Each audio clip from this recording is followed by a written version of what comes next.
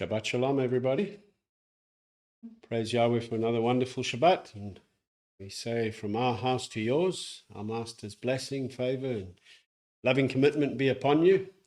As Colleen and I and Rachel are here today, and we continue to pray for our Master to give us the ability to reach many more as we are seated together in Him in the heavenlies. And we thank our Master that all of you that are joining online with us can be with us.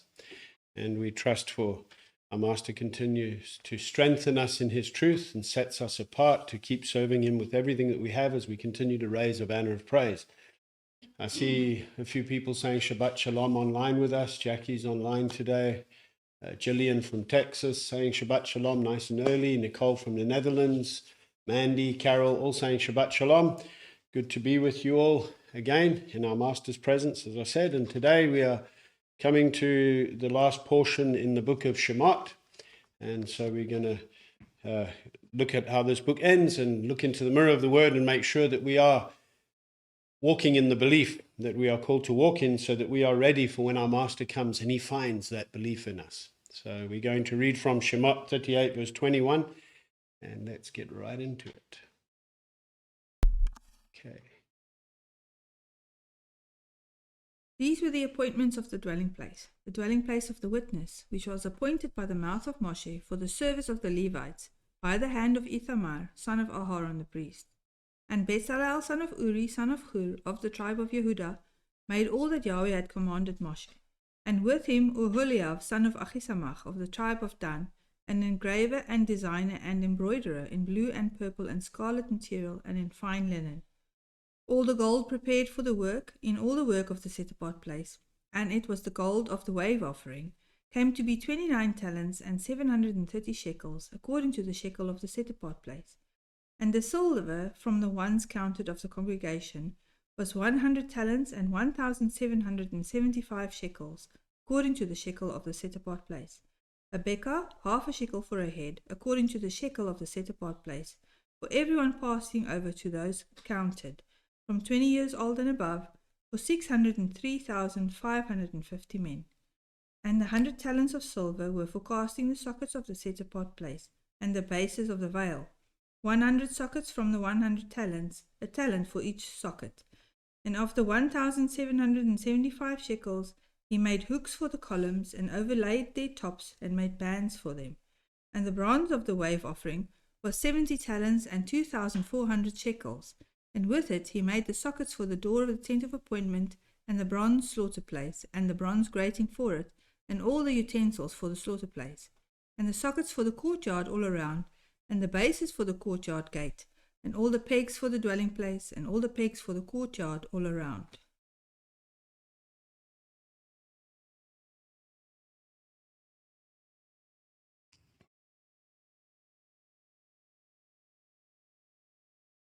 Okay, so this week's Torah portion that closes the book of Shemoth, or ends the book of Shemoth for us, is called Pequฎey, which means in inventories.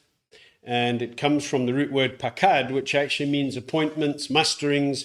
It also can have the meaning of the numbering of things, or records, or assignments. And so what we see in the beginning of this Torah portion that we're looking at this week is that these were the appointments of the dwelling place, where from verse 21 to 31 that starts this Torah portion that ends chapter 38, it deals with the amount of gold, the silver, and the bronze that was collected, and is translated in other translations. In some translations, this is translated as these are the records of the tabernacle. So this was the inventory of the goods that were brought in as voluntary offerings. And the word Pequฎey can also have the meaning in Scripture of paying attention or observing with care and showing a practical interest. So it really is about the doing of the word, bringing together that which is instructed and actually applying it. It shows, as we look at this Torah portion, how this is a wonderful lesson for us in being doers of the word, not hearers only. And so what we can see from this is a lesson that carries great importance for us, that we are to pay attention to the word and make sure we're observing it with great care, recognizing that all Scripture carries vital importance for us in learning how to be set apart, before our master. Now, Pequฎey, in relating to taking an inventory of what's been brought in, it helps us realize another valuable lesson, and that is we are all to give an account to Yahweh for everything that he has entrusted into our hands, whether it be 1, 5, or 10 talents, whatever, as the parable of the talents gives us. But we must be able to come and give an account of that which he's entrusted to us, and be able to do so with great gladness and joy and confidence in him who equips us to serve him with our all. Shaul writes to us in Romans 14 verse 12, each one of us therefore shall give account of himself to Elohim. So you can't say, oh, but so-and-so did this. We all have to give an account of our own lives as we work out our deliverance with fear and trembling. And it's the parable of the talents that are given in Matthew 25 that I make mention of. It reminds us of this clear fact, that we shouldn't be like the one that hid his talent because he sees Yahweh as this hard taskmaster and is, actually, yes, he is a taskmaster. He's given us tasks. He's the master, and we are to,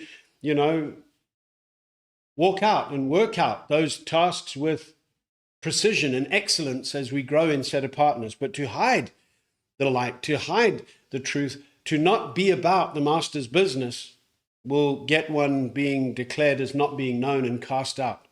So what we see in this Torah portion that ends the book of Shemoth is that we see that everything was prepared. Everything was made, it was prepared, it was done the way it should have been done. And in verse 22, verse 28, and verse 30, the word that's translated as prepared, and in verse 24, the word that's translated, it's made, in verse 22, 28, and 30, the word that's translated as made, and the word that's translated as prepared in verse 24, comes all from the word asa, which is to do work, to produce, to act with effect, to institute, to bring about, to observe. And it also carries the meaning of celebrate. And I love this because to be doers of the word is a celebration, because it gives us purpose.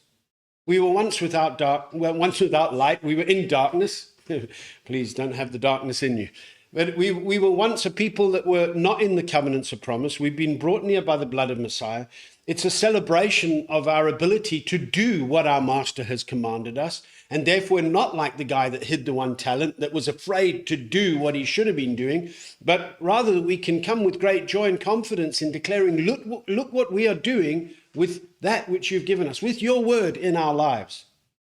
And a derivative of asa is ma'aseh, which is what we see as the Hebrew name for the book of Acts, because it records the appointments, the acts, the accomplishments, the works of the emissaries, great witnesses for us. And so when we look at the deeds or the acts or the works of the emissaries as examples for us, it teaches us how we are to be about the master's business. And we can learn some wonderful lessons in how to be proper doers of the word and not only hearers. We are told by our master, when he was speaking about the religious Pharisees and be aware of them, etc., he gives the lesson, which is a lesson that we can use as an estimation on anybody's life, and that is, you'll know people by their fruits. And a proper reverence and submission to our master will be seen in what we do, or the lack thereof. And our acts of obedience should be visible, not because we're trying to put on a show before others, but showing others that we are serving the one who's called us out of darkness into his marvelous light. And so when we consider how, looking at the book of Shemoth that we've been going through and everything that was instructed to Moshe, then Moshe instructed to the people, and then the people brought, as we're looking here in this last section of Shemoth, everything was made, it was prepared according to all the way that Yahweh commanded Moshe, through Moshe. And as we look at this in terms of how we as living stones are being built up in the master, we are to ensure that we are guarding everything that Yahweh has commanded, so that we can make sure that we are a perfect dwelling place for his presence. We are to become doers of the word. Yaakov reminds us of that in Yaakov or James 1.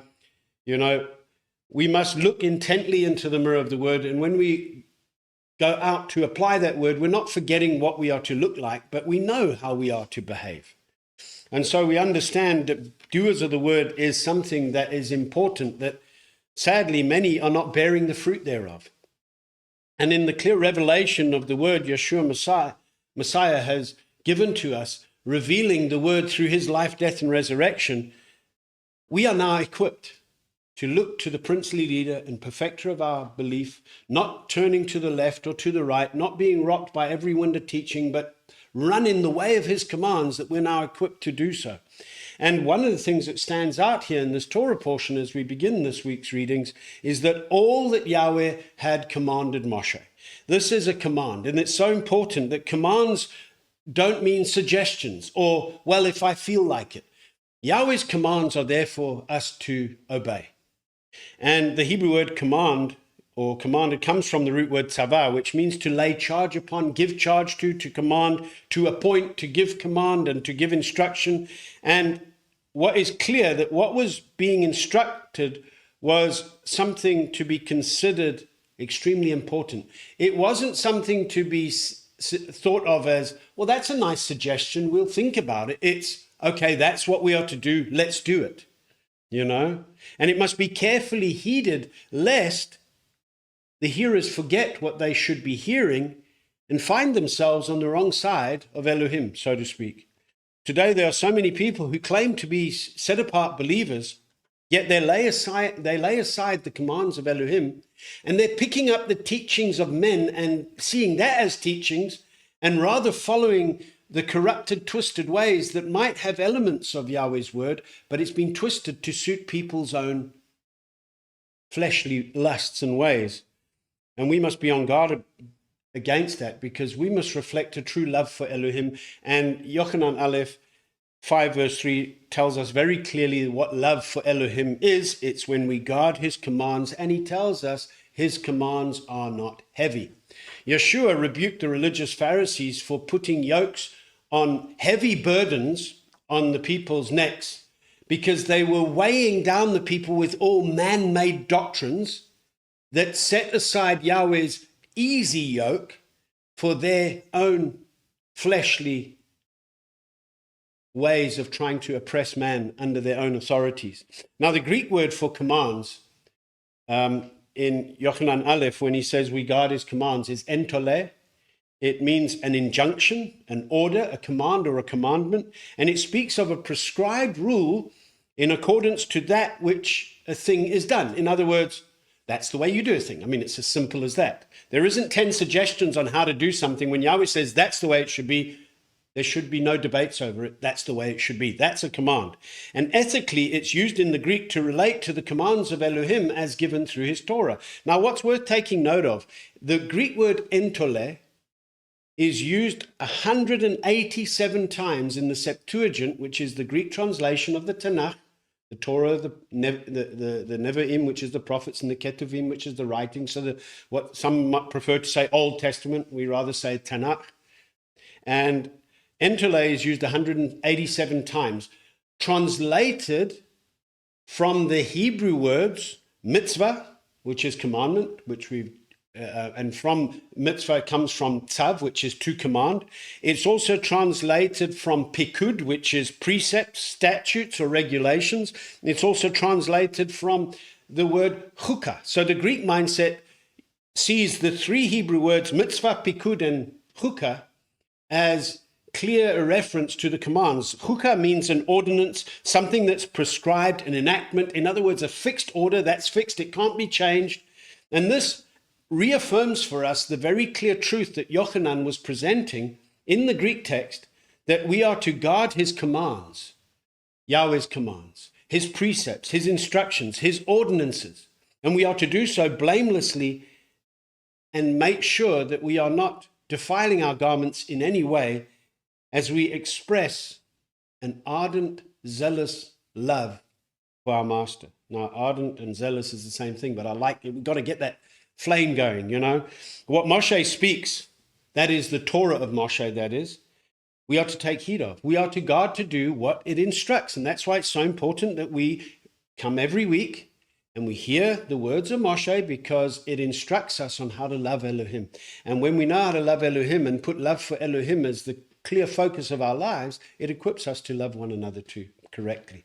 Now, under the direction or under the hand of the fourth and youngest son of Aharon, Ithamar, An account was made of everything that had been brought in for service in the tabernacle, and that which would make every element of the tabernacle. Under the hand comes from the word bayat, and it's from the word yat, which is the Hebrew word for hand, and it can also give us the understanding of works, because a hand represents that which you do, but also the authority under which you do things.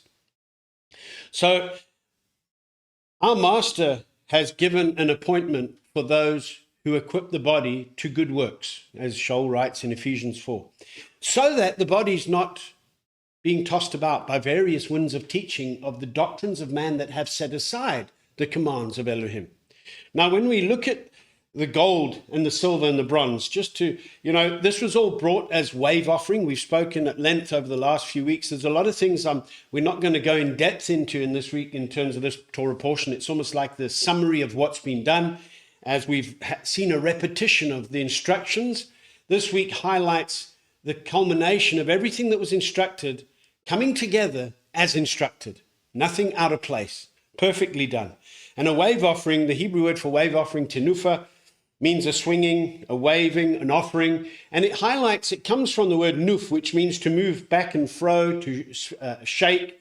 And it carries the understanding of to present. So when we think of Shavuot with the wave offering of the 2 loaves of bread that the high priest would do, as a wave offering, as a symbol of presenting the community, the body of Yahweh, as an acceptable offering before him. When we think about that, we are to have our lives as a daily living offering. Therefore, this is a picture of that, because everything we're looking at in Shemoth is about the dwelling place, the tabernacle, where Yahweh comes to make his dwelling amongst his people, and the clear conditions for his dwelling to be among his people. So as living stones being built up as a spiritual house that offers spiritual slaughter offerings of praise, we learn valuable lessons from the very literal commands that were practically lived out through the service, the equipping, and everything that was brought to make sure that the tabernacle reaffirmed the presence of Yahweh with his people through the wilderness to the promised land. And so our lives are to be presented in Messiah, our high priest, who lifts us up to be with him in the heavenly, so to speak, as an acceptable offering of a community that's represented by the bread in his hands that is in service to him and him alone. Aaron was to wave the Levites when he presented them to Yahweh. Now, it's not that he picked everyone up. The logistics of the event is not over 8,000 Levites that were lifted up and waved. What it means is they were given in the symbol of Aharon lifting up the offerings that were brought. It's a symbol of being handed over to Yahweh. In Messiah, we are presented as a body, as a set-apart treasured possession, and as a body that also has within that body various functions. There's a priesthood that operates, and we all operate under the order of Melchizedek, but we follow the pattern of the Levitical priesthood to understand the roles and the functions and the design of the body according to the commands of Yahweh, so that we can retain his presence in our midst. And the wave offering, in a figurative way, teaches us about giving, surrendering, and handing over to Yahweh, acknowledging that all that we do, lifting our hands to him, is for him, to him, and not to ourselves, so to speak. We've been bought at a price. It carries a releasing to Yahweh. Our hands speak of our works. And when Shaul says he desires that men everywhere lift up hands that are set apart, he's giving the clear function of the body to be completely submitted and surrendered to the design of Yahweh, so that we make sure that we do not cause the esteem of Yahweh to depart from us, as it did in the days of Eli, when his sons were corrupting the priesthood, but rather we maintain a set-apart standard that assures us that we have his presence and the seal of his Spirit upon us, and not grieve it in any way. We are established in Messiah. We've been anointed by his presence in Elohim, as Shaul writes in 2 Corinthians 1. He's given us a seal, the Spirit in our hearts, as a pledge of our inheritance. And then we are also told to not grieve the set-apart Spirit, because we can lose that, like we see Israel doing so when Yahweh's esteem departed. Now, we understand this wave offering is done as an acceptable offering presented to Yahweh, but it also highlights the promise of renewal.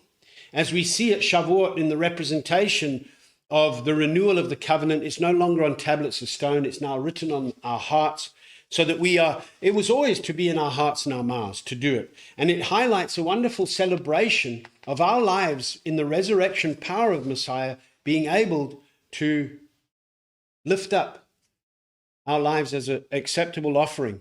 And when we look at the records or the appointments and the account of that which was done, we can learn some wonderful lessons on the gold, the silver, and the bronze. We've looked, and we just touch again, the next couple of chapters reminds us of everything that was brought, and the inventory of everything that was brought was exactly the way Yahweh showed Moshe on the mountain. The wave offering of gold consisted of 29 talents and 730 shekels, so a little shy of 30 talents. A talent's equivalent to 3,000 shekels, or I don't know what weight measures. We prefer kilograms and grams and milligrams, if you will, but it's equivalent to about 34.3 kilograms a talent, or just over 75 and a half pounds. So the gold was around a ton. Actually, just over 1,000 kilograms, or 2,210 pounds. It sounds more in pounds, But when it comes to the monetary value, it sounds more in rands than in dollars. So I'll give you both. So in other words, if we look at, every year I like to update this just for interest. If we look at the gold price, it changes daily. So if I'm out by a few cents or rands or dollars, it's on general. What the gold price at the moment in this time is, when you look at the amount of gold that was brought as a wave offering, it's just a little over 1.8 billion rand, or 107.22 million US dollars. That's a lot of value. The silver that was brought, we know the silver represents a lot of things in terms of the picture that we get in Scripture. The gold represents royalty and brilliance, the light of our Master, the perfection with no spot or blemish in it. And the silver, which was a picture of redemption being bought at a price, we also realize that the half shekel that was given by all the men was for atonement, those who were 20 years old and above. Now, we understand the joy of being a people that have been called out of darkness into a marvelous light of our Master, and the price that's been paid, the redemption. When we look at the total shekels of silver, the 301,775, that each one that was 20 years old and above was to bring, when you look at that, it was about 3,400 kilograms of silver. So when we see this in terms of value, it's about 74 million rands value in South African rands and $4.2 million. The bronze doesn't have as much value monetary-wise as gold and silver, but it's just as important.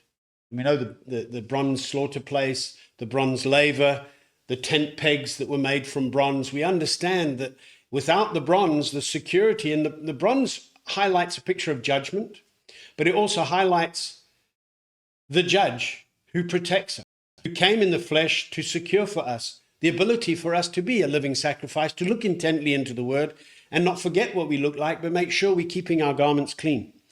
Now, the 70 talents and 2,400 shekels of bronze that was brought, its value is around 584,000 rand, or $32,000, somewhere around there. So collectively, what we're looking at, gold, silver, and bronze. Now, that's besides all the scarlet material and all the other materials, but the gold, silver, and the bronze was around 2 billion South African rand, or about 111 million US dollars. Now, I mention that every week because it's nice to think of figures that sounds more monopoly. Eh? Yeah. Every year, not every week, every year, sorry. Now, this is not monopoly because Yahweh's not playing a game. This is life. And if you want to look more at everything that was brought, then I suggest you go look at the Torah portion, Terumah, that was around Shemoth 25. We went at a couple of weeks ago, and you can dig into that. But what we're seeing in the essence of this chapter is the significance of everything that was brought was accounted for. And the more that we realize how important it is for us to give our lives as a daily living offering, it means something. Because when we're doing our part, when it comes together, it brings the perfect place for Yahweh to make his dwelling amongst us.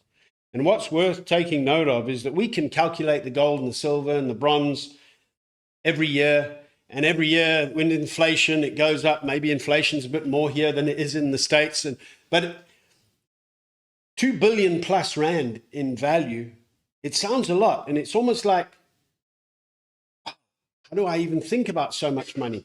We also realize that the quality of the gold, the silver, and the bronze that was brought in making the tabernacle was far purer and of higher quality than what we see in most products that are sold today from gold, silver, and bronze. But when you take 2 billion, if I'm using the bigger rand value, divide it amongst the 603,550 men who were counted 20 years old and above, you can see that this would translate into just a little over 3,300 per person or family, or $184 per person or family. So when we break it down to that, then this sum becomes something that we can see, wow, actually, if everyone, now some might have brought more, some might have brought less, but what we're seeing is in the average of that which was voluntarily given, it teaches us a valuable lesson that sometimes we look at the big picture and we think, that's too big, what do I have to give? I mean, my little contribution can't do anything,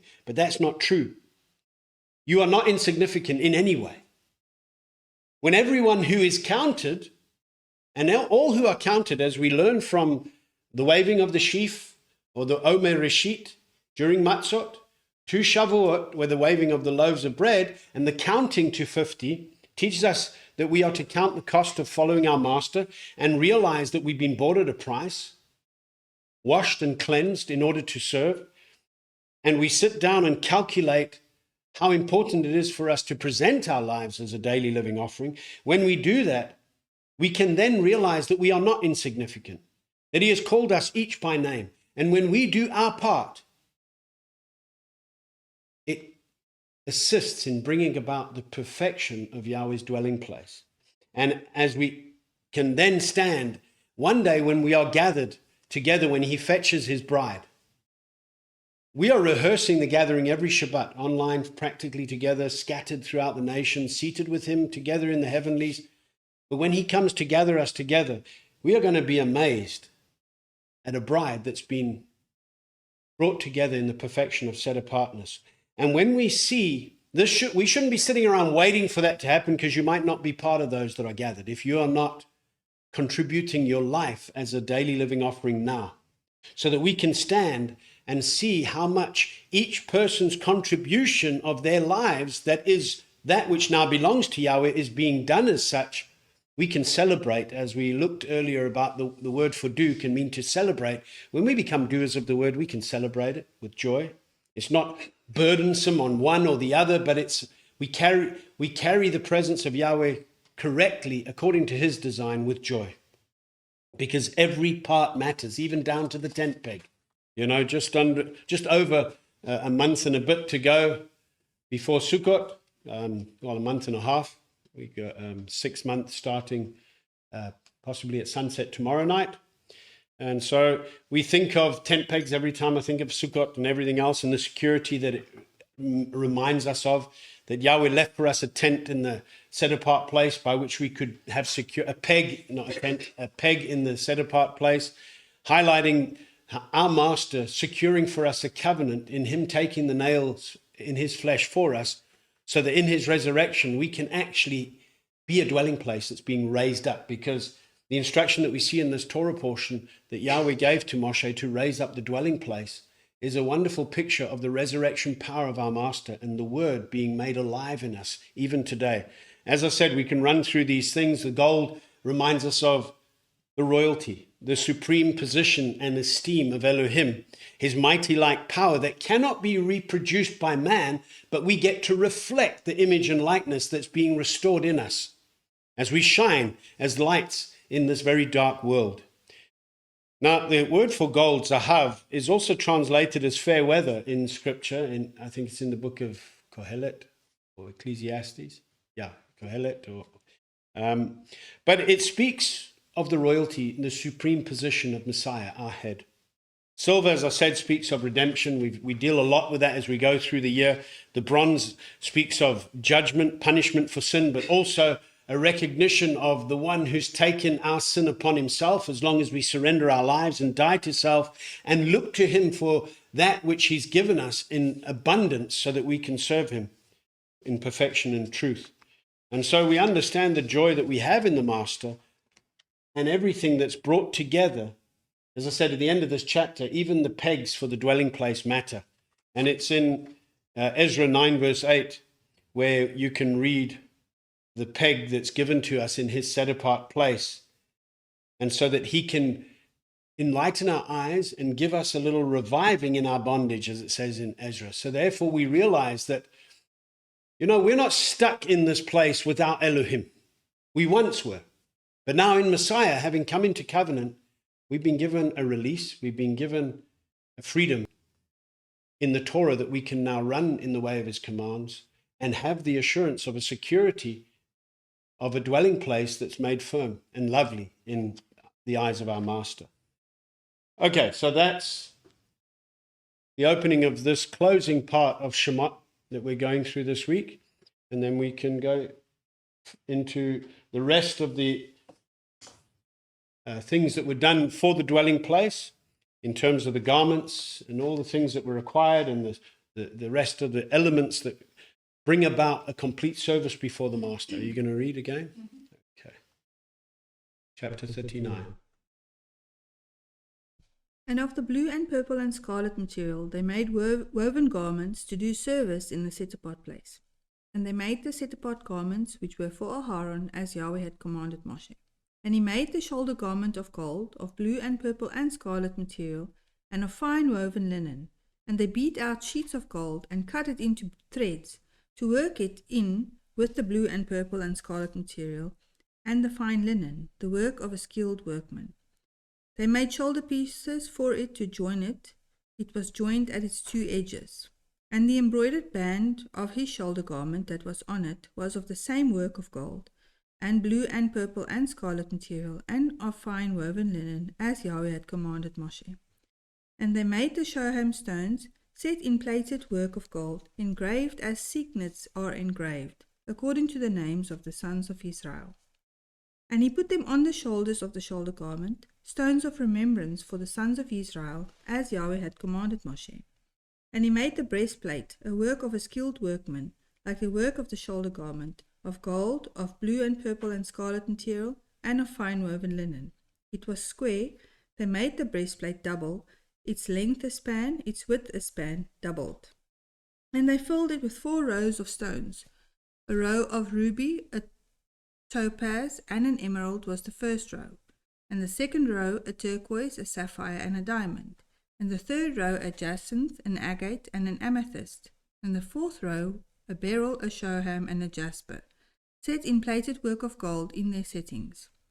And the stones were according to the names of the sons of Israel, 12 according to their names, engraved like a signet, each one with its own name according to the 12 tribes. And they made braided chains of corded work for the breastplate at the ends, of clean gold. And they made 2 settings of gold and 2 gold rings, and put the 2 rings on the 2 ends of the breastplate. And they put the 2 cords of gold in the 2 rings on the ends of the breastplate. And the 2 ends of the 2 cords they fastened in the 2 settings, and put them on the shoulder pieces of the shoulder garment in the front. And they made 2 rings of gold, and put them on the 2 ends of the breastplate, on the edge of it, which was on the inward side of the shoulder garment. And they made 2 gold rings, and put them on the 2 shoulder pieces underneath the shoulder garment, on the front of it, close to its seam above the embroidered band of the shoulder garment. And they bound the breastplate by means of its rings to the rings of the shoulder garment with a blue cord, so that it would be above the embroidered band of the shoulder garment, and that the breastplate would not come loose from the shoulder garment, as Yahweh had commanded Moshe. And he made the robe of the shoulder garment of woven work, all of blue. And the opening of the robe was in the middle, like the opening in a scaled armor, with a woven binding all around the opening, so that it would not tear. And they made on the hem of the robe pomegranates of blue and purple and scarlet material, twined. And they made bells of clean gold, and put the bells between the pomegranates on the hem of the robe all around between the pomegranates. A bell and a pomegranate, a bell and a pomegranate, all around the hem of the robe, for the service, as Yahweh had commanded Moshe. And they made the long shirt of fine linen, the work of a weaver, for Aaron and his sons, and a turban of fine linen, and the turban ornaments of fine linen, and short trousers of fine woven linen, and a girdle of fine woven linen, with blue and purple and scarlet material, the work of an embroiderer, as Yahweh had commanded Moshe. And they made the plate of the set-apart sign of dedication of clean gold, and wrote on it an inscription like the engraving of a signet, set apartness to Yahweh. And they put on it a blue cord to fasten it above on the turban, as Yahweh had commanded Moshe. And all the work of the dwelling place of the tent of appointment was completed, and the children of Israel did according to all that Yahweh had commanded Moshe, so they did. And they brought the dwelling place to Moshe, the tent and all its furnishings, its hooks, its boards, its bars, and its columns, and its sockets, and the covering of ram skins dyed red, and the covering of fine leather, and the veil of the covering, the ark of the witness with its poles, and the lid of atonement, the table and all its utensils, and the showbread, the clean lampstand with its lamps, the lamps to be put in order, and all its utensils, and the oil for light, and the slaughter plate of gold, and the anointing oil, and the sweet incense, and the covering for the tent door, the bronze slaughter place and its bronze grating, its poles and all its utensils, the basin with its stand, the screens of the courtyard, its columns and its sockets, the covering for the courtyard gate, its cords and its pegs, and all the utensils for the service of the dwelling place, for the tent of appointment, the woven garments to do service in the set-apart place, the set-apart garments for Aaron the priest, and his sons' garments to serve as priests. According to all that Yahweh had commanded Moshe, so the children of Israel did all the work. And Moshe looked over all the work, and saw they did it, as Yahweh had commanded, so they had done. And Moshe blessed them.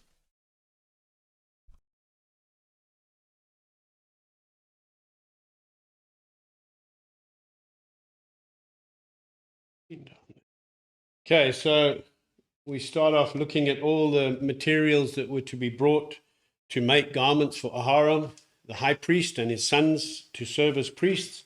Obviously, Aaron's garments were a little bit more elaborate than the priests who had linen garments. And when we look at this, what we're seeing here is an account, a record of everything that was brought and made according to that which was commanded. So what we are recapping here is not just, oh, are we repeating everything again? This is actually everything now that had been instructed, had been collected, had been made, now presented as being done according to the exact way in which it was instructed to Moshe on the mountain. And so when we look at the garments of the high priest, we learn some valuable lessons who we are in Messiah, in the order of Melchizedek, because the shadow picture as it is in heavens, let it be done here on earth, as the pattern shown you on the mountain, make it exactly so. The service for the high priest was always a reflection of the coming good matters of our master, Yeshua Messiah, in the order of Melchizedek. So when we look at the high priest garments, we see great reflections of who we are in the master as our head and how we are to serve in perfection of set apartness. The breastplate, we know that the breastplate is that which is understood as the breastplate of right ruling. So we understand it's a clear witness that we cannot do anything outside of the proper right rulings and ordinances and the plumb line of the truth of Yahweh's word. And inside that breastplate were the stones, the 12 stones that were set as signets, and engraved on each of the stone the names of the 12 tribes of Israel that Aaron the priest would always bear on his chest, so to speak, before the presence of Yahweh. And it highlights a wonderful picture here. You know, this breastplate of right ruling reminds us that we have one judge. Yeshayahu 33 verse 22 says, Yahweh is our judge, Yahweh is our lawgiver, Yahweh is our sovereign, he saves us. In other words, he's our savior, he's our redeemer, he's our judge. He's the one who tells us what we should do and what we should not do. The shoulder garment or in Hebrew, the ephod, is the outer garment of the priest. And the outer garment that was worn by the priest, the other priest was white, but the high priest one was a little bit more costly. This ephod took a little bit more work. Skilled workmen that would bring together the gold, the purple, the scarlet, and linen threads. And they would beat out, the skill that it would take to beat out gold fine and in threads, and then weave that together with the other gold, purple, and scarlet material. And it's kind of like a mantle or a cape that the high priest would put on. We are told that David wore a linen shoulder garment when he was dancing before Yahweh with all his might, when they brought back the ark of Elohim from the house of Oved Edom. And it pictures for us a reflection of wearing the true and pure garments of praise as we serve our master every single day.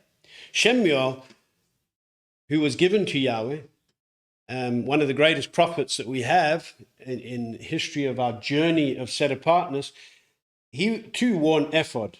And it says in 1 Samuel or Shemuel Aleph chapter 2 verse 18, Shemuel was attending before Yahweh, a youth wearing a linen shoulder garment. Now, we understand a powerful picture here, because this little boy, as he was growing up, he was wearing this shoulder garment, and translated as wearing, other translations say clothed with a shoulder garment, is the Hebrew word chagar, which means to gird on or to gird oneself or to be armed. And why I'm mentioning that, because we understand our master when he says that our loins must be girded. When we think about Shaul giving us the instruction to put on the armor of Elohim, so we stand armed in his truth, while Shaul uses the imagery of Roman soldiers' dress code, he's using it very specific to the hearers who would understand this imagery as a parable of who we are in our high priest, Yeshua Messiah. And that we are to be armed in the truth. This Hebrew word chagar can also have the meaning of being belted, in terms of being girded up and ready to serve.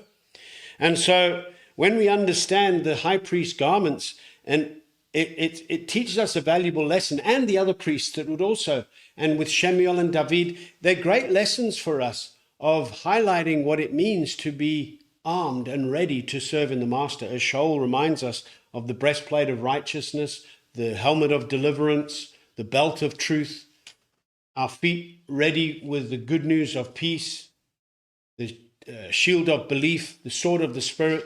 All of these are done in such a way of highlighting. He also says in other parts of the book of Romans, the letter to the Romans, it tells us to put on the armor of light, the armor of Elohim.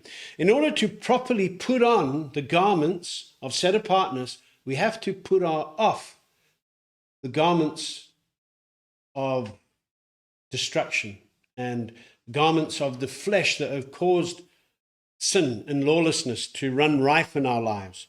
So it's in Lucas 12 where our master tells us to have our loins girded and our lamps burning, to be like men waiting for the master, where he shall return from the wedding, that when he comes and knocks, they open to him immediately. In other words, they are ready for his return. This is, when we're looking at this, all the elements that made up the garments for Aharon, and then the linen garments that were for his sons to serve as priests, it teaches us a continual lesson that our master has given us garments to put on. He's imputed to us his righteousness. He's given garments of righteousness for us to wear.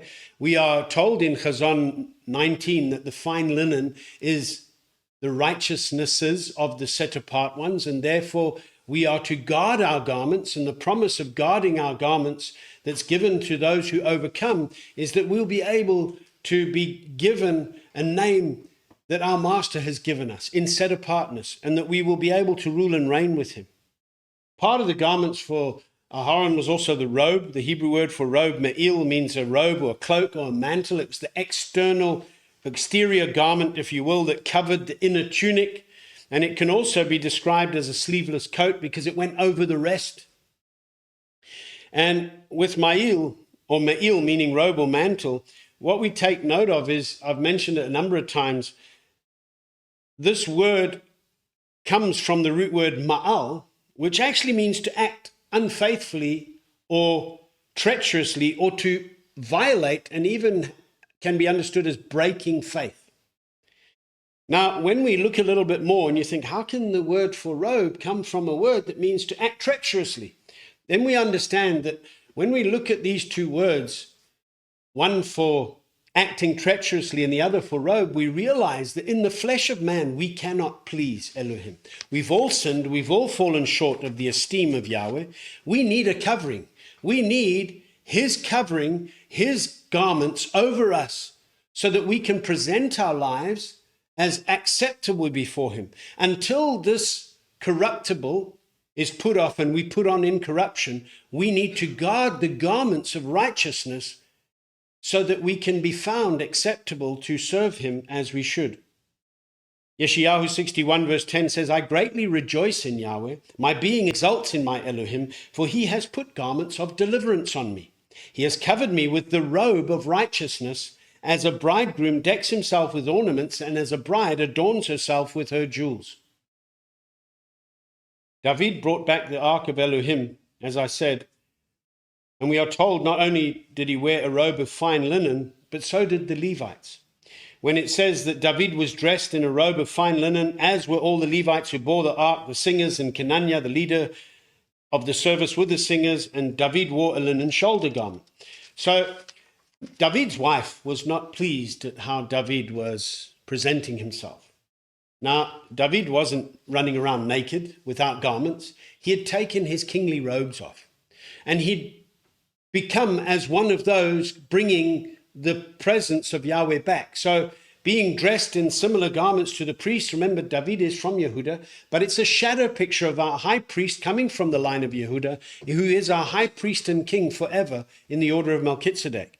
And it's a picture of David humbling himself and the rejoicing of bringing the master's presence back, for which he set up a tent, which the booth of David, Yahweh says in the last days he's going to raise again. It's a picture of a restoration of the proper praise and set apart praise that is being brought to Yahweh according to his design. And we learn from the events of David, because when he first tried to bring the Ark of the Covenant back, they brought it back wrong, and Uzzah was struck dead. He went back and he instructed the Levites to do it according to the Torah, and when they could bring it back with joy, he could set up a tent where Yahweh's presence would be understood as being in the midst of the people. And he appointed 24 divisions that there would be a continual praise around the Ark of the Covenant of Yahweh as a reflection of that which is in the heavens with the cherubim, and the continual praise that Yochanan was given the privilege of seeing the revelation of this praise, so that we have a witness before us today that we are to offer up our lives as a daily living offering. And we don't set aside our lives for a moment to the things of the flesh, but our lives are given wholeheartedly over to him as we recognize the dress code by which we are to serve. The embroidered long shirt, also part of the garments, it represents again a picture of complete covering that is identified as a unique service of set apartness for which Yahweh's called us. The turban, the Hebrew word for turban, mitznefeth, means a turban or a head wrap or a headband, an ornamental headdress, cap made by a wrapping of cloth around one's head. And it comes from the word tzanaf, which means to roll up tightly or to wrap around. A girdle, which would bring all the garments together to keep it in place. The Hebrew word for girdle is avnet. It means a girdle or a shath. It's not a shath, a sash, sorry, shath. A sash, I don't know what a shath is, but a sash, which is worn around the waist. And this ties in with the image that Shaul gives us in terms of the belt of truth. So we understand all these garments that were brought highlight the powerful work of our master and who we are in him. And so therefore, we understand, and I just want to highlight something here, because Shaul teaches us in Corinthians that a woman should not pray or prophesy with her head uncovered. In other words, when she prays or prophesies, her head should be covered. Now, to summarize in the most brief way I can, to make it practical for us, praying is speaking to Yahweh. Prophesying is speaking about him in order for others to know him and to come to him.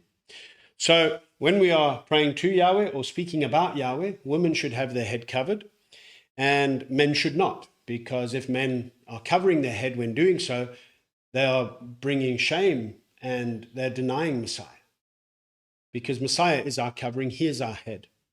So when people are wearing kippas, skull caps, whatever, and they want to get very modern, there's some Torah teachers today that wear golf hats because they want to, or golf caps. When you're out playing golf, go do it because you don't want the sun to burn your head. But when you're praying or prophesying or even teaching, because in teaching, you are speaking about Yahweh and calling people back, you should not do so with a head covering. So if there are people out there that claim to be Torah teachers and presenting a message of Messiah, but are covering their heads while doing so, they are actually denying the head and you should not be submitting to them. Now, many people say, yeah, but look here, we're looking at the service of the tabernacle and the high priest garments and the priestly garments. They also had turbans around their head. Yes, they did have turbans and they had to have turbans. We see in the visions that's given to Yechezkiel of the millennial reign where there will be turbans on the priests again. We understand. And then people say, but why? Why no covering now? Yahweh made it very clear in the book of Yechezkiel, I think it's around chapter 22, somewhere there, where he gives a clear instruction of to remove the turban and to remove the authority until it's given to the one who it has been appointed.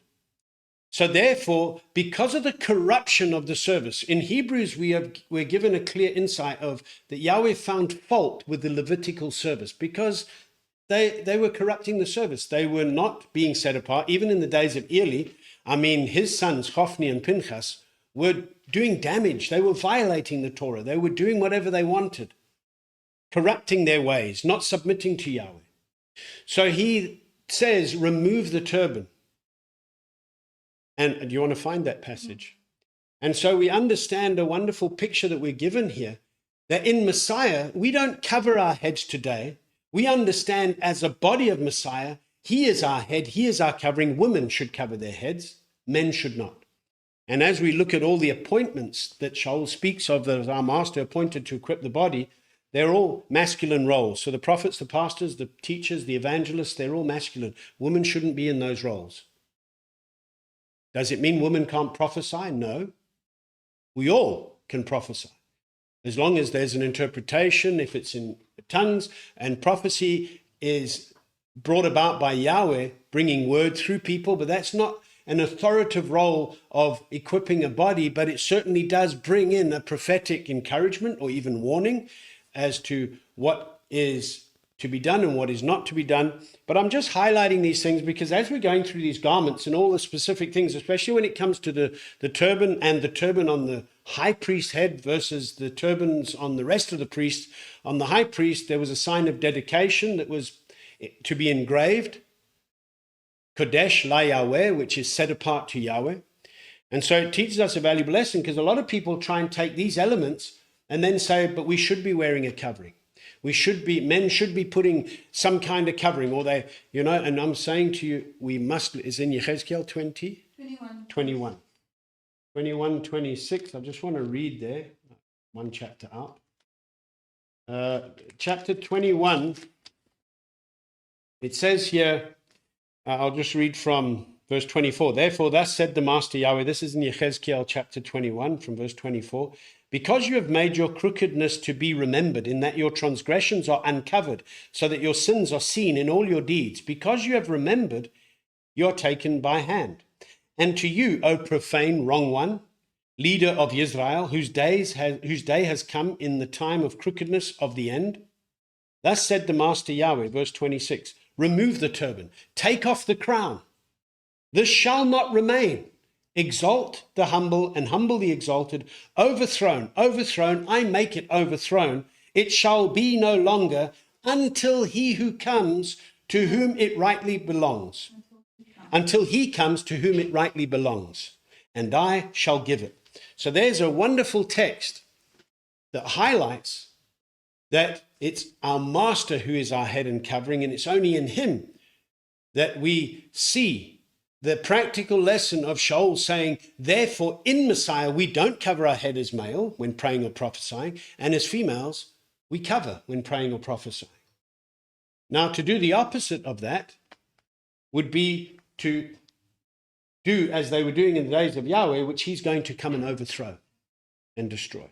So I just wanted to touch on that just to bring a bit of clarity. I just want to see here, Nicole's asking, I had a situation at my work. My manager asked questions about the belief. Should I have worn a covering before telling him about our belief? Or in any case, when I'm teaching my children at home about the belief? Well, I think we get in discussions with people, but I some people want to then go on, well, should women constantly cover their heads because they're constantly praying? When you look at Shaul's instructions, we are looking now at the specific instance of a fellowship coming together and the chaos that was going along in the fellowship at Corinth. And so in the context of gathering and speaking to others and bringing a word of prophecy or praying, I would say, yes, when you are praying in your quiet time and when you are there, covering your head as a woman is essential. But leave that up to you. If you feel that you need to, when you're sharing and witnessing about somebody, yes, are you praying or with them? Are you talking about Yahweh? But I think we also have to bring it into context of service within a body. And so there are elements that highlight the context of Shaul's words, also gives to assembling or congregation and when we are together, and also what we do when we're coming into Yahweh's presence together. But as lights in the world, we are in the world and we shine the light continually. Is there something you wanted to add on that? No. Okay, so the set-apart garments are exactly that. And therefore, we've been given garments of set-apartness in our Master in a spiritual sense, because we're a spiritual house to offer up spiritual slaughter offerings of praise, and we live it out in the flesh physically day in, day out. And how we do that and learn what these garments are about is by learning the Torah so that we understand his instructions for set-apart living. We give heed to the words of the prophets so that we are guarded against being overthrown for profaning the very commands of Yahweh, so that we can be presented before our Master as a skilled workman, knowing how to handle the word of truth. You know, in verse 3, we see the idea of a skilled workman. And as I said, taking threads of fine gold to work it in with the other materials.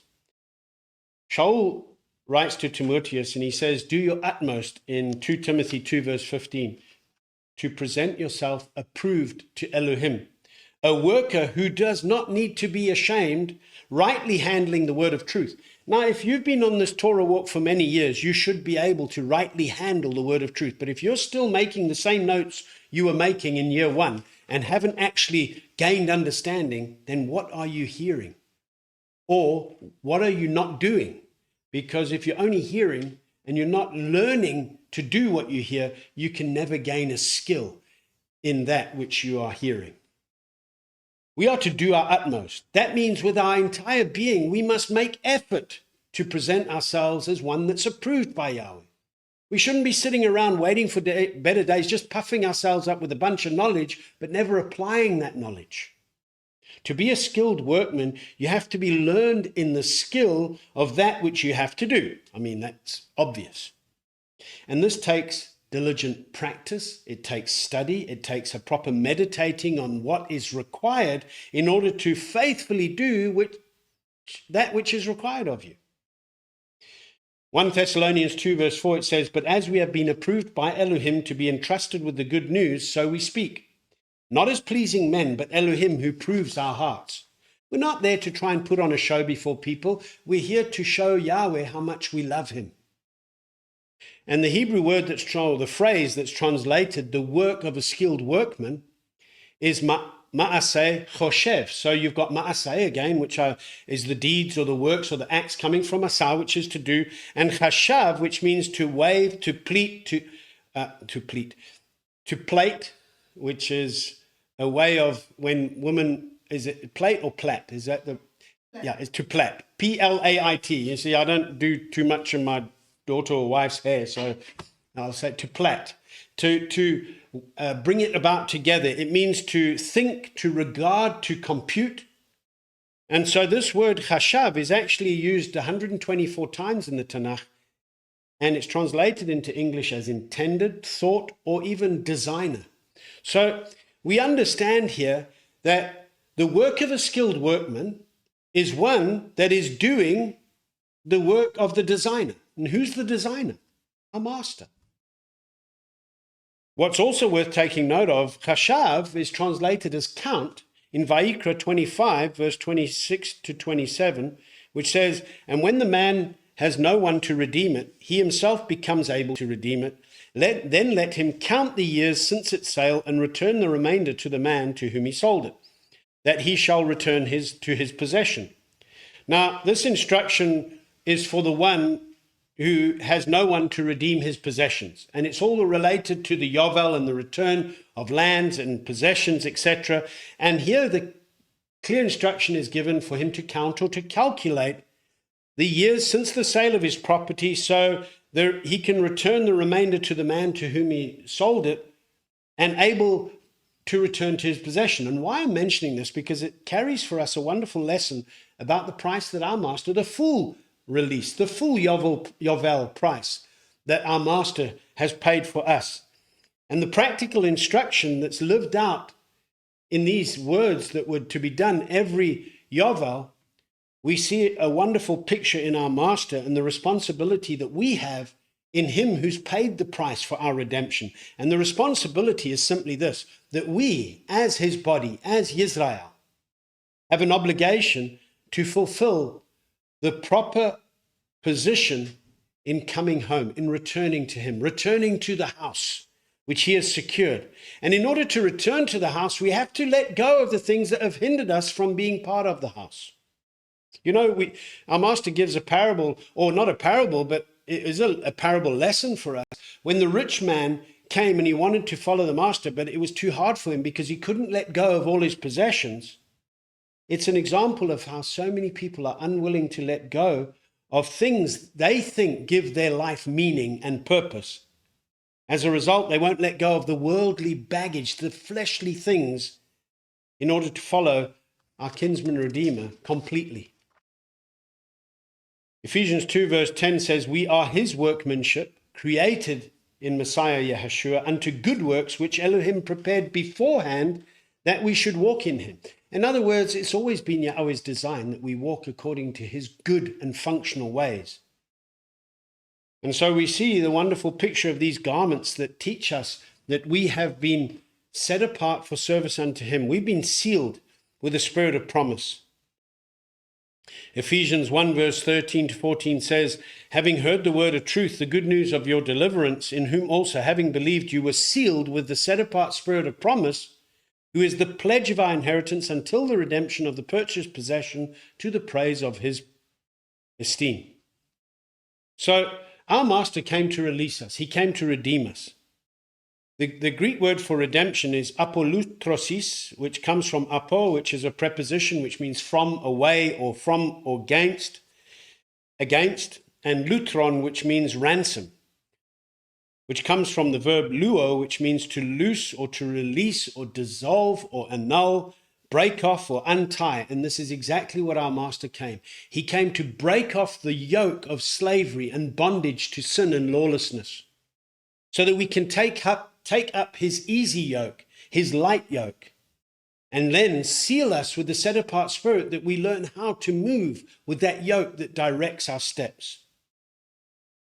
And then we see a wonderful picture here in verses 16 to 21, where we see the number 2 being used 13 times. It's very nice to see this, for me anyway, and I hope for you too, as we see some powerful lessons here. When we look at this, it's talking about the braided cords braided chains of corded work for the breastplate at the ends of the clean gold, and then they made 2 settings of gold, 2 gold rings, 2 rings in the 2 ends of the breastplate, and the 2 cords of gold, and the 2 rings in the 2 ends of the 2 cords. They put the 2 rings of gold in the 2 ends of the breastplate, and made 2 gold rings in the 2 shoulder pieces. So there's a whole lot of 2, 2, 2, 2, 2 going on. I think it's for good reason. 13 times we see the number 2 being used here in terms of the breastplate and how it's attached to the shoulder garment. Now, the breastplate carried the stones, the 12 stones representing the 12 tribes of the children of Israel, and also the shoham stones on the shoulder of the high priest that would bring about this complete shoulder garment on the breastplate being worn by the high priest, and the shoham stones that were also on the shoulder that represented the 6 tribes on one, 6 tribes on the other, highlights the rule and authority that's been given our master, where we're prophesied in, see the prophecy in Yeshayahu 9 verse 6, where a child is born unto us, a son shall be given unto us, and the rule is on his shoulder. Yeshua Messiah took our burdens upon his shoulders in order to fulfill and meet the full requirements of the Torah, enabling us now in him to walk in the Torah and follow him as we too bear one another's burdens and fulfill the Torah of Elohim. The term two speaks of the 2 houses that are brought together as one in Yeshua Messiah. Now, what's worth taking note of here, echat is the Hebrew word that is translated as one, and it carries the numerical value of 13. The Aleph is the first letter of the alphabet, numerical value of 1. The Chit is the 8th letter, numerical value of 8. And the Dalet is the 4th letter. That makes up the word Echat, and it's a numerical value of 4. And so this is what brings us together in our head, Messiah, and to be one in him. And so when we look at all these rings that were made and the settings of gold and the 2 gold rings that were brought everything together to make it secure in our master, teaches us what binds us together, because it was the blue cord, which represents for us the Torah, that brings us together. So throw out the Torah, you throw out the cord. Throw out the cord, you can't be brought together. You cannot be made one and knit together and joined together in the master according to his spirit. On the edge of the garments of the high priest, on the hem of his robe, was pomegranates and bells. So they'd made these little pomegranates out of the blue, purple, and scarlet material and made little golden bells, and it would be all around the hem of his robe. And we see a powerful picture here of when the high priest is doing work and he's moving, and you would hear the sound of the little golden bells that are being done, and seeing this at the hem of his robe would also teach us a valuable lesson of the superiority of our master, who is our high priest. And it highlights an obedient belief. When we understand our master asks the question, when he comes again, will he find belief? Will he find the bells that would sound on the hem of Aharon's robe, so that he would not die when he comes before Yahweh? It's a symbol, it's a very picture and shadow picture of the symbol of how Yeshua Messiah, our high priest, never slumbers nor sleeps, making continual intercession for us in the most set apart place in the heavens. And it teaches us a valuable lesson. If we're not bearing fruit of righteousness, we'll be cut off. We are his branches, he's the vine, and the pomegranate pictures abundance. We know the seeds in a pomegranate. Please don't listen to rabbinical man-made teachings that try and limit the seeds in a pomegranate to 613 so-called laws that are to be kept. There can be well over 2,000. There can be less than 600, but there can be well over 2,000 plus seeds in a pomegranate. And what it teaches us is producing more and more. As we stay in the master, we bear fruit that lasts, and we continue to bear fruit. We're not coming before him having hadn't hidden what he's entrusted into our lives, but we're coming to give an account, which is what today's Torah portion is about, of what we're doing with our lives, and being able to present our lives as skilled workmen that are handling the truth well and actually growing in maturity in the word. As I said, not making those same notes that we made 15 years ago, but are actually growing in the revelation and being able to teach others. One of the rebukes that's given to the believers that were in the dispersion through the letter to the Hebrews is that Shaul writes, I believe Shaul wrote that, is that he said, some of you ought to be teachers by now, but you need the milk of the word because you haven't gone on to maturity. And I find that's a lot of people that all they do is just listen. Well, they're not really listening, but they are maybe they appear to be listening, maybe even appear to be making a lot of notes, but they're never able to teach anybody. And this is a sad reality of many in the body today that aren't bearing the fruit of righteousness simply because they are not reckoning or giving an account of their lives every single day before the Master to make sure that they're getting skilled in their work. Now, the Hebrew word for bells is pa'amon, and it comes from the verb pa'am, which actually means a beat, as in, I don't know if that's a good beat, but a beat or a foot or a step, and it can be expressed as the conduct of one's life. Formally, one's walk, step or footstep, as in the pattern of one's behavior. So therefore, we understand that this word teaches us again the pattern according to which we walk. And the pattern that we've been given is the Torah.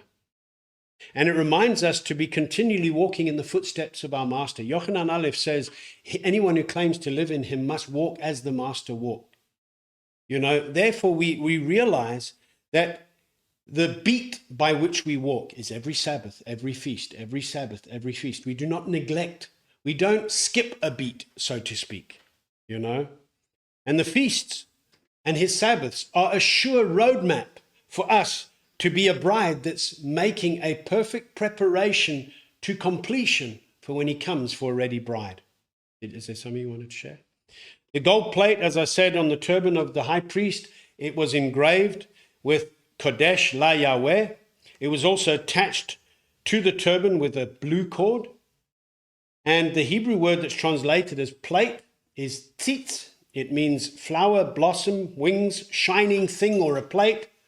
And the derivative of tzitz, this is why I'm mentioning it, you should all know, is tzitzit, which we are commanded in Bamidbar or Numbers 15 to make tzitzit on the corners of our garments, or the fringes of our four corners of our garments, so that we are reminded not to rebel against the commands of Yahweh. And this sign on the high priest's head was a sign of dedication. So then when we look at this, we realize that we are to be set apart to Yahweh, because in the Psalms, we are told very clearly that set apartness befits his house forever. That's in Tehillah 93, verse 5. His witnesses have been trustworthy, and set apartness befits his house forever. Shaul tells us in 2 Corinthians 7, verse 1, that having these promises, we are to cleanse ourselves from all defilement of flesh and spirit, perfecting set apartness in the fear of Elohim. He writes to the Thessalonians that the desire of Elohim is our set apartness. And we should know, each one should know how to possess his own vessel in set apartness. In other words, each one that must give an account must understand what set apartness entails. And when he says, come out and be separate, touch not the unclean, and then I'll receive you. This is an urgent message that many need to still hear today. Come out. The Spirit and the bride says, come. You need to come out. If you're coming out, don't be like the rich man that couldn't let go of some things that are actually crippling one's ability to present one's life as set apart and pleasing before the Master. He's called us in set apartness, not in uncleanness. So you cannot bring along with you corrupt ways of a system that actually defiled your garments rather than kept them clean. His set apartness, as I said, befits his house. The fine linen represents the righteousness of the set apart ones. Devarim 6:25 gives us the clear definition of righteousness, and that is to guard his commands, that he commands us today. So we see a wonderful picture here, of everything being woven together, knitted together. The Hebrew word for woven, shazar, means to be finely twisted. In other words, it gives this idea of a twisting motion, which what it does is it creates a tight thread or yarn. In other words, the more threads that are woven together, the stronger that thread becomes. Kohelet or Ecclesiastes 4 verse 9 to 12 says, 2 are better than 1 because they have a good reward for their labor. For if they fall, one lifts his companion up. But woe to him who is alone when he falls, for he has no one to help him up. Also, if 2 lie down together, they keep warm. But how does one keep warm by himself? Although one might be overpowered, 2 withstand him. And a threefold cord is not easily broken or not readily broken. So the more that we are knit together in our master, the stronger we become. And when we are not walking in unity together, we may cause that thread to, what do you call it when it frays or becomes loose? Unravels, A lot of people get very unraveled when they don't want to do what's required. And that brings breaches into the strength of an assembly. 1 Corinthians 1 verse 10, Shaul says, I appeal to you, brothers, by the name of our Master Yeshua Messiah, that you all agree, and that there be no divisions among you, but that you be knit together in the same mind and in the same opinion. How can two walk together if they don't agree? The obvious answer is they can't. But when we come together and we committed to walking together, we must be in unity and we must submit to the order and pattern that our Master's given us. Ephesians 4 verse 16 says, the entire body joined and knit together by what every joint supplies, according to the working by which each part does its share, causes growth in the body for the building up of itself in love. In other words, we are all responsible. Today we're looking at the Pequฎey. That is the records, the accounts, the appointments. We're giving an account. Is everyone doing their part? Because that's when it's joined and knit together. But when people can get so upset about something they don't like hearing and quickly unravel and off they go, it shows that they weren't actually bringing their part to build unity. And it can be so quickly unraveled and let go when they should be guarding righteousness and unity of the Spirit at all costs. And sort out issues that you might have, lest you bring in breaches. We are called to be a body that's being knit together in unity, and that unity cannot allow the depravity of blemished ways to be brought in. The threads and everything that had to be done, it had to be made by the hands of a skilled workman. You couldn't bring a thread that wasn't prepared correctly and bring it together. It's going to have a problem with the rest of the threads. So we understand how we have to be knitted and worked together in righteousness of a proper hearing and doing of his commands. The blue, the purple, and the scarlet material, we've looked at all of that over the last couple of weeks. What we want to do is make sure that we are guarding righteousness at all costs and being that body that is a treasured possession, a set-apart nation, a royal priesthood in Messiah. Each part doing its work as we allow the washing of his word through the blood of Messiah to remind us of the kind of priesthood that we are to be, not one that profanes or does damage to the Torah, but one that perfects it in set-apartness. And in verses 32 to 43, we see how all the work of the dwelling place was complete, and it was brought to Moshe. Everything had been done according to the commands that were given by Yahweh to Moshe, and not one thing was missing. Everything had been prepared for the service of the dwelling place and the tent of appointment. And here we see a powerful picture here, because the word for service in verse 30 is avodah. It means labor, servitude, ministry, coming from avad, which means to work or to cultivate, to perform. It even is a word that means to worship. Yes, worship is part of our work because our lives are a worship unto Yahweh. And the word for servant, eved, means a servant, a bondservant, a slave, because we are now bondservants of the Most High. We become that by the blood of Yeshua Messiah. In Vayikra 25, Leviticus 25, verse 55, Yahweh says, the children of Israel are servants to me. They are my servants, whom I brought out of the land of Mitzrayim. I am Yahweh your Elohim. Now the Greek equivalent to servant is doulos, is translated in the renewed writings as slave or bondservant or bond slaves, and it refers to both men and women in Messiah.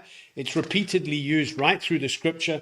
Kepha, Yochanan, Yaakov, Shaul, they all declared themselves as bondservants, as doulos of the Most High, of Yeshua Messiah, our Most High Priest. And when we look at this, we realize that we are his forever, and therefore we cannot resist doing what he commands us to do. If we do, we're going to be regarded as not known and cast out. Moshe was instructed to build the dwelling place exactly according to the pattern And for many of you, I'll just remind you the Hebrew word, it's a good word to remember, for pattern is tavnith. Tavnith means construction, pattern, figure, copy, image, likeness, model, or plan. And it comes from the root word or verb bana, which means to build or to fortify, construct, to establish as a family or to build up. And it's from this verb that we get the word even, which means stone or cornerstone or plumb line. And why I'm mentioning that is because Kepha reminds us that we are living stones being built up as a spiritual house in Messiah. So therefore, as a spiritual house, living stones being built up in the Master, we can only understand what it really means to be built on the rock of our deliverance as a firm foundation when we follow the pattern. And we do exactly according to the pattern. And that's why when our Master taught us the pattern by which we are to pray, not a recital of words alone, we understand when he says, let your desire be done on earth as it is in heaven, he was reiterating a clear witness of the pattern that we are to follow, that we cannot be here on earth and do as we please. We are to be walking according to that which comes from above. The instructions of righteousness and set apartness from the very throne of Elohim as given through Moshe and as witnessed through the life, death, and resurrection of our Master, Yeshua Messiah. The pattern of the dwelling place always came from above, and therefore it teaches us that as the dwelling place of Elohim, we have one pattern, one standard to which we are to live by. And the Hebrew word that's translated as tent in describing the tent of appointment that was now to be set up is the Hebrew word uhel, and it means tent. Now, when we look at this, the Hebrew word for dwelling place is mishkan. Now, interchangeably, we see both these words, uhel and mishkan, used in reference to the tabernacle, and there's often the question that is raised in terms of whether one represents the inner part of the tabernacle and the other the outer, yet this cannot be definitively shown.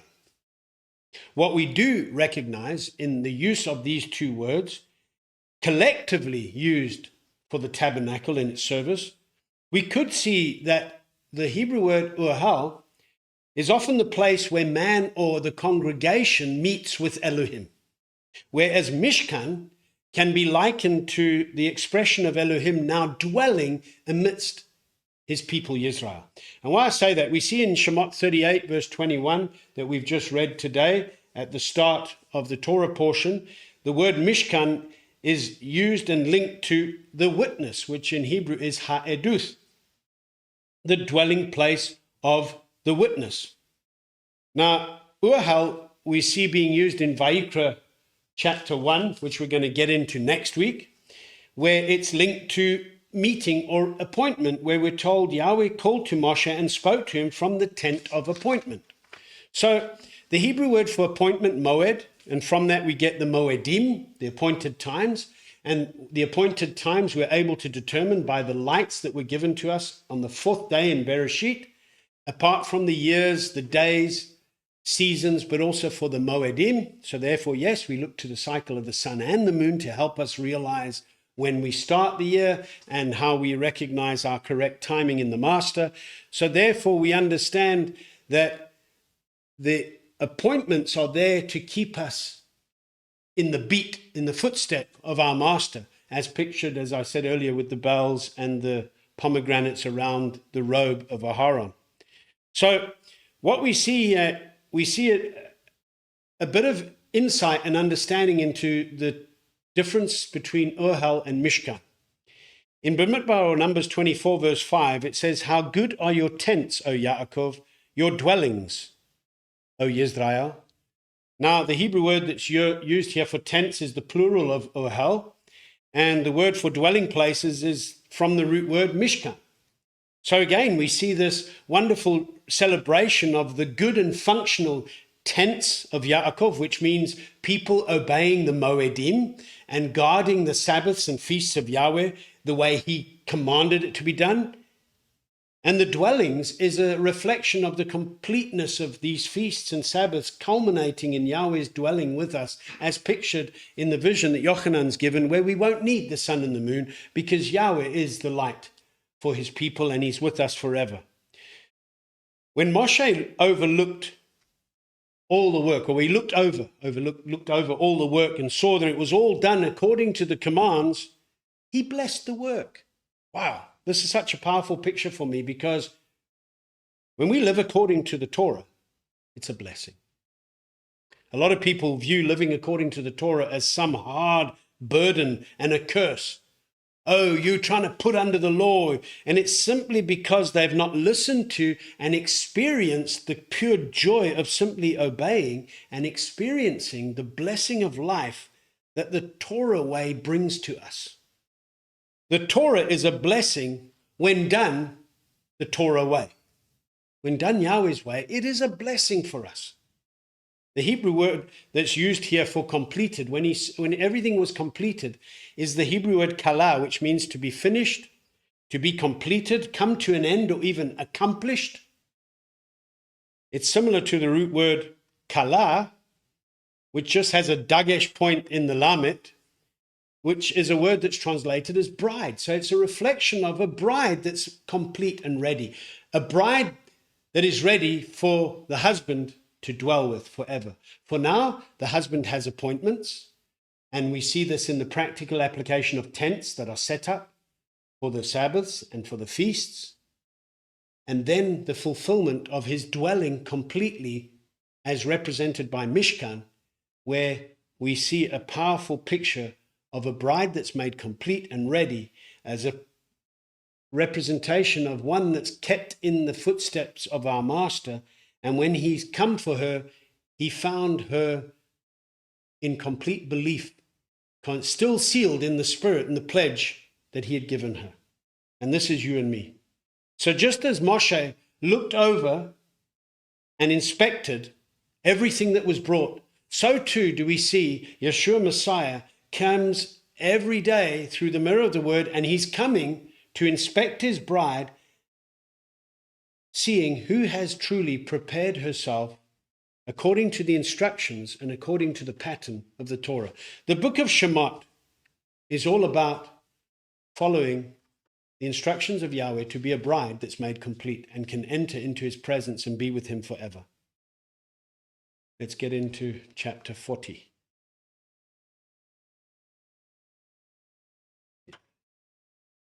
All right. Okay. And Yahweh spoke to Moshe, saying, On the first day of the first new moon, you are to raise up the dwelling place of the tent of appointment, and shall put in it the ark of the witness, and screen the ark with the veil. And you shall bring in the table, and arrange what belongs on it, and bring in the lampstand, and light its lamps. And you shall set the slaughter place of gold for the incense before the ark of the witness, and put up the covering of the door to the dwelling place. And you shall set the slaughter place of the ascending offering before the door of the dwelling place of the tent of appointment, and shall set the basin between the tent of appointment and the slaughter place, and shall put water therein. And you shall set up the courtyard all around, and shall place the covering of the courtyard gate, and shall take the anointing oil, and anoint the dwelling place and all that is in it, and shall set it and all its utensils apart, and it shall be set apart. And you shall anoint the slaughter place of the ascending offering and all its utensils, and set the slaughter place apart, and the slaughter place shall be most set apart. And you shall anoint the basin and its stand, and set it apart. And you shall bring Aharon and his sons to the door of the tent of appointment, and wash them with water. And you shall put the set apart garments on Aharon, and anoint him, and set him apart to serve as priest to me. And you shall bring his sons, and put long shirts on them, and shall anoint them, as you anointed their father, and they shall serve as priests to me. And their anointing shall be for them an everlasting priesthood throughout their generations. And Moshe did according to all that Yahweh had commanded him, so he did. And it came to be in the first new moon of the second year, on the first day of the new moon, that the dwelling place was raised up. And Moshe raised up the dwelling place, and placed its sockets, and set up its boards, and put in its bars, and raised up its columns, and spread the tent over the dwelling place, and put the covering of the tent on top of it, as Yahweh had commanded Moshe. And he took the witness and put it into the ark. And he put the poles through the rings of the ark, and put the lid of atonement on top of the ark, and brought the ark into the dwelling place, and placed the veil of the covering to screen off the ark of the witness, as Yahweh had commanded Moshe. And he put the table in the tent of appointment on the north side of the dwelling place, outside the veil, and set the bread in order upon it before Yahweh, as Yahweh had commanded Moshe. And he put the lampstand in the tent of appointment, opposite the table, on the south side of the dwelling place, and lit the lamps before Yahweh, as Yahweh had commanded Moshe. And he put the gold slaughter place in the tent of appointment in front of the veil, and burned sweet incense on it, as Yahweh had commanded Moshe. And he set up the covering to the door of the dwelling place. And he put the slaughter place of ascending offering before the door of the dwelling place of the tent of appointment, and offered upon it the ascending offering and the grain offering, as Yahweh had commanded Moshe. And he put the basin between the tent of appointment and the slaughter place, and put water therein for washing. And Moshe and Aaron and his sons washed their hands and their feet with water from it. And they went into the tent of appointment, and as they came near the slaughter place, they would wash, as Yahweh had commanded Moshe. And he raised up the courtyard all around the dwelling place and the slaughter place, and placed the covering of the courtyard gate. And Moshe completed the work. And the cloud covered the tent of appointment, and the esteem of Yahweh filled the dwelling place. And Moshe was not able to come into the tent of appointment, because the cloud dwelt on it, and the esteem of Yahweh filled the dwelling place. And when the cloud was taken up from above the dwelling place, the children of Israel went onward in all their journeys. But if the cloud was not taken up, then they did not set out till the day that it was taken up. For the cloud of Yahweh was on the dwelling place by day, and fire was on it by night, before the eyes of all the house of Israel in all their journeys.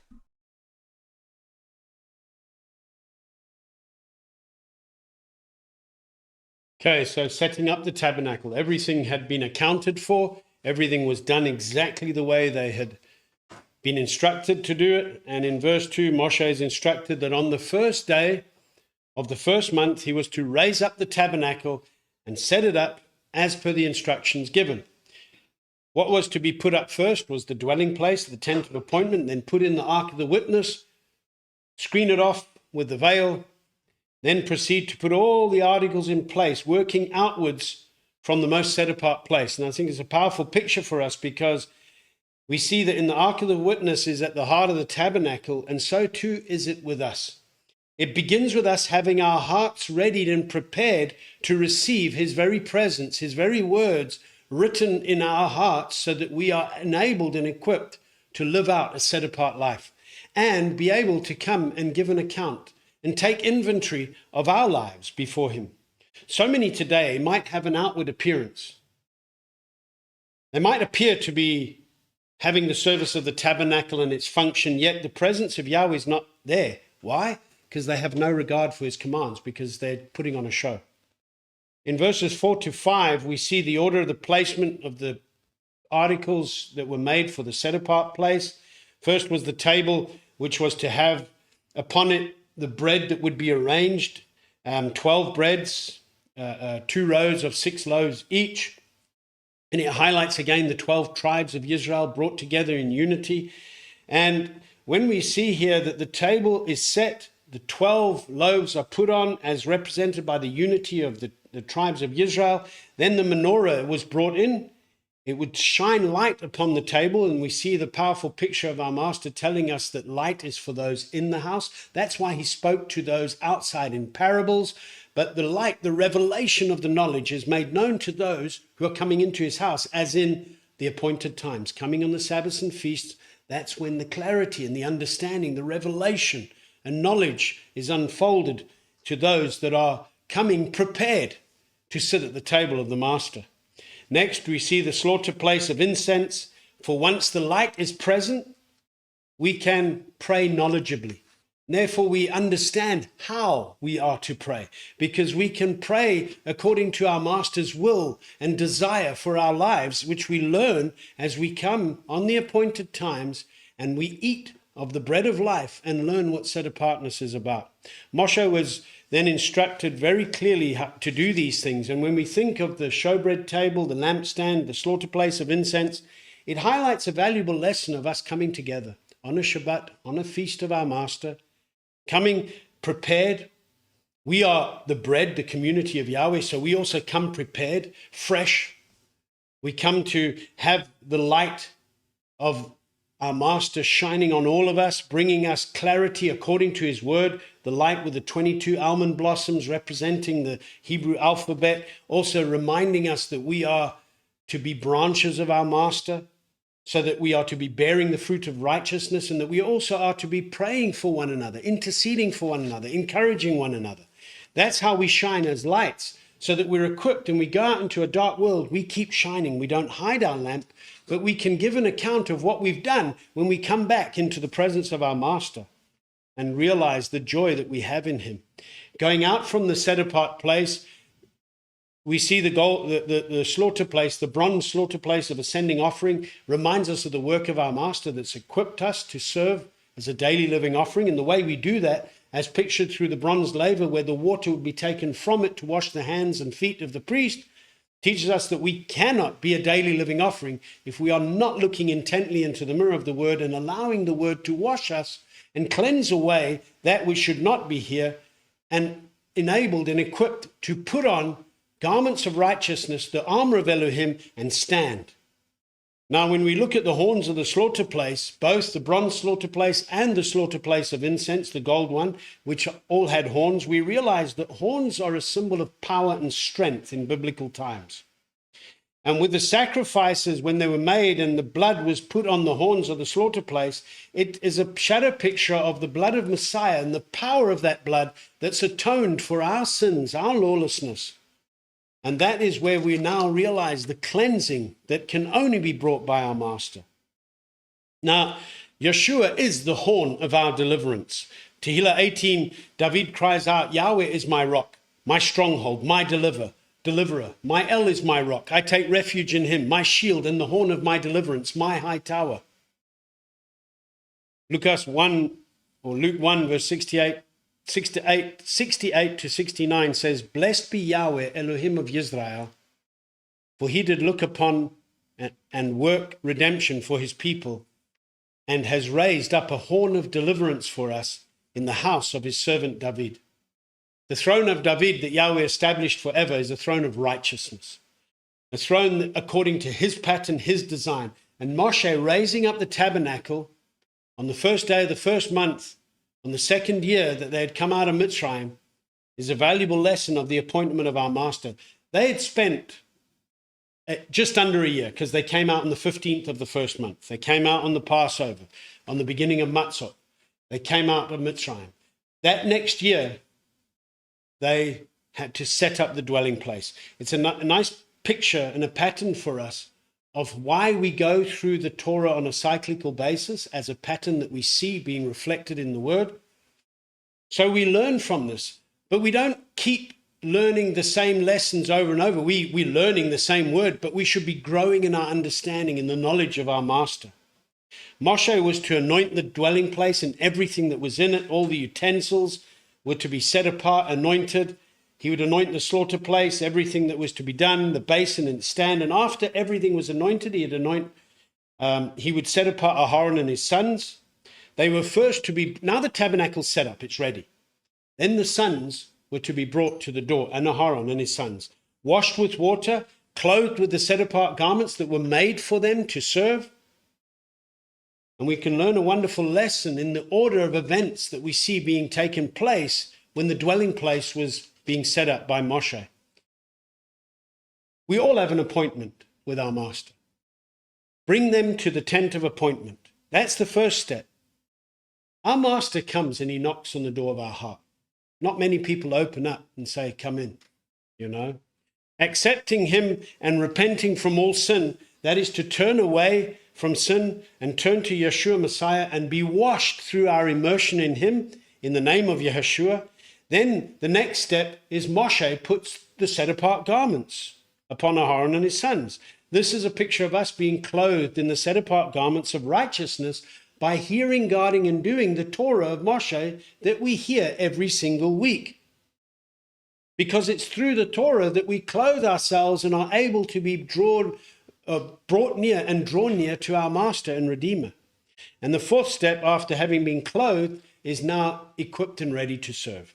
So we see a wonderful pattern. Coming to the door, confessing our sins, being washed, being clothed, now equipped to serve. And this is a wonderful picture of the cleansing that our Master has brought for us at the door of appointment, where we go through the waters. That's that complete washing, dying to self and being raised to new life. But then in the service, once we are equipped, we got to keep our hands and our feet, our walk and our works clean through the word as we serve in perfection of the set apartness that we are called to serve in. So here we see a powerful witness of everything being set up. Everything being set up, everything done. And then we see the esteem of Yahweh filling the dwelling place so much that Moshe was not able to enter in. At first, it might seem very strange. Moshe had previously been in the tent of meeting that was taken outside the camp. Remember, he'd come back after having spent time with Yahweh, and his face was shining, and he would declare to the people the instructions. Then he would put the veil over his face again. But here now, we see a wonderful picture of the fact that it's Moshe that leads us to Messiah. The Torah leads us to Yeshua Messiah. It becomes our trainer. It doesn't mean we throw out the Torah when we come to Messiah. What we are able to see and understand through this, that with the esteem of Yahweh filling the dwelling place so that Moshe couldn't enter in, we see here a powerful witness that this is the fullness of Yahweh's presence coming for a complete bride, when everything is done according to the exact pattern which he's called for. And here we see that Yeshua, our Master, Yahweh, our Savior, will come and dwell where his commands, where his instructions are actually being lived out. And where his instruction for worship unto him as his dwelling place is being done according to his pattern, according to his clear Torah that he's given to us. Yahweh doesn't give his esteem to another.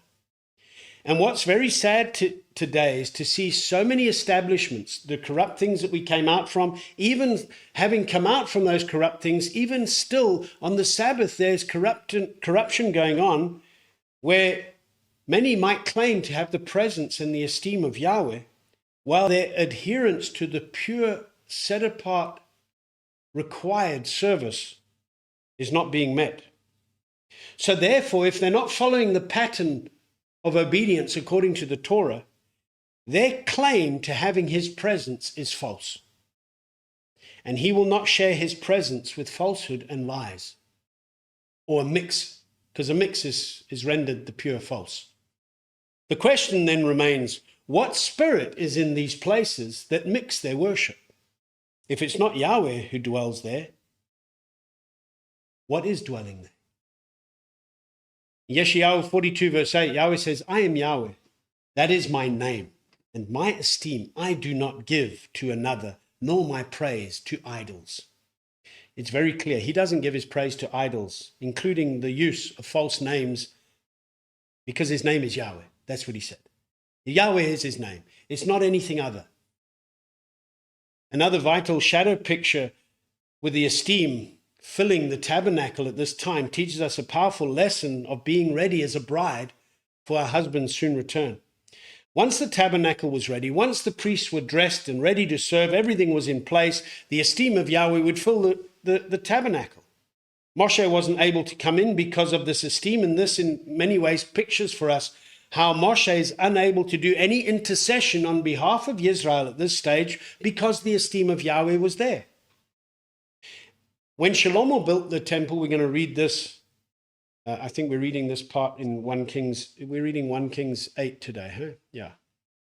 It says in verse 10 to 11, it came to be when the priest came out of the set apart place that the cloud filled the house of Yahweh, so that the priests were unable to stand and perform the service because of the cloud, for the esteem of Yahweh filled the house of Yahweh. So when they came out of the set apart place, the house was filled with the esteem of Yahweh, and the service of the priesthood could not be performed. We then jump forward to the revelations that Yochanan was given, and the events that shadow picture that which is to come.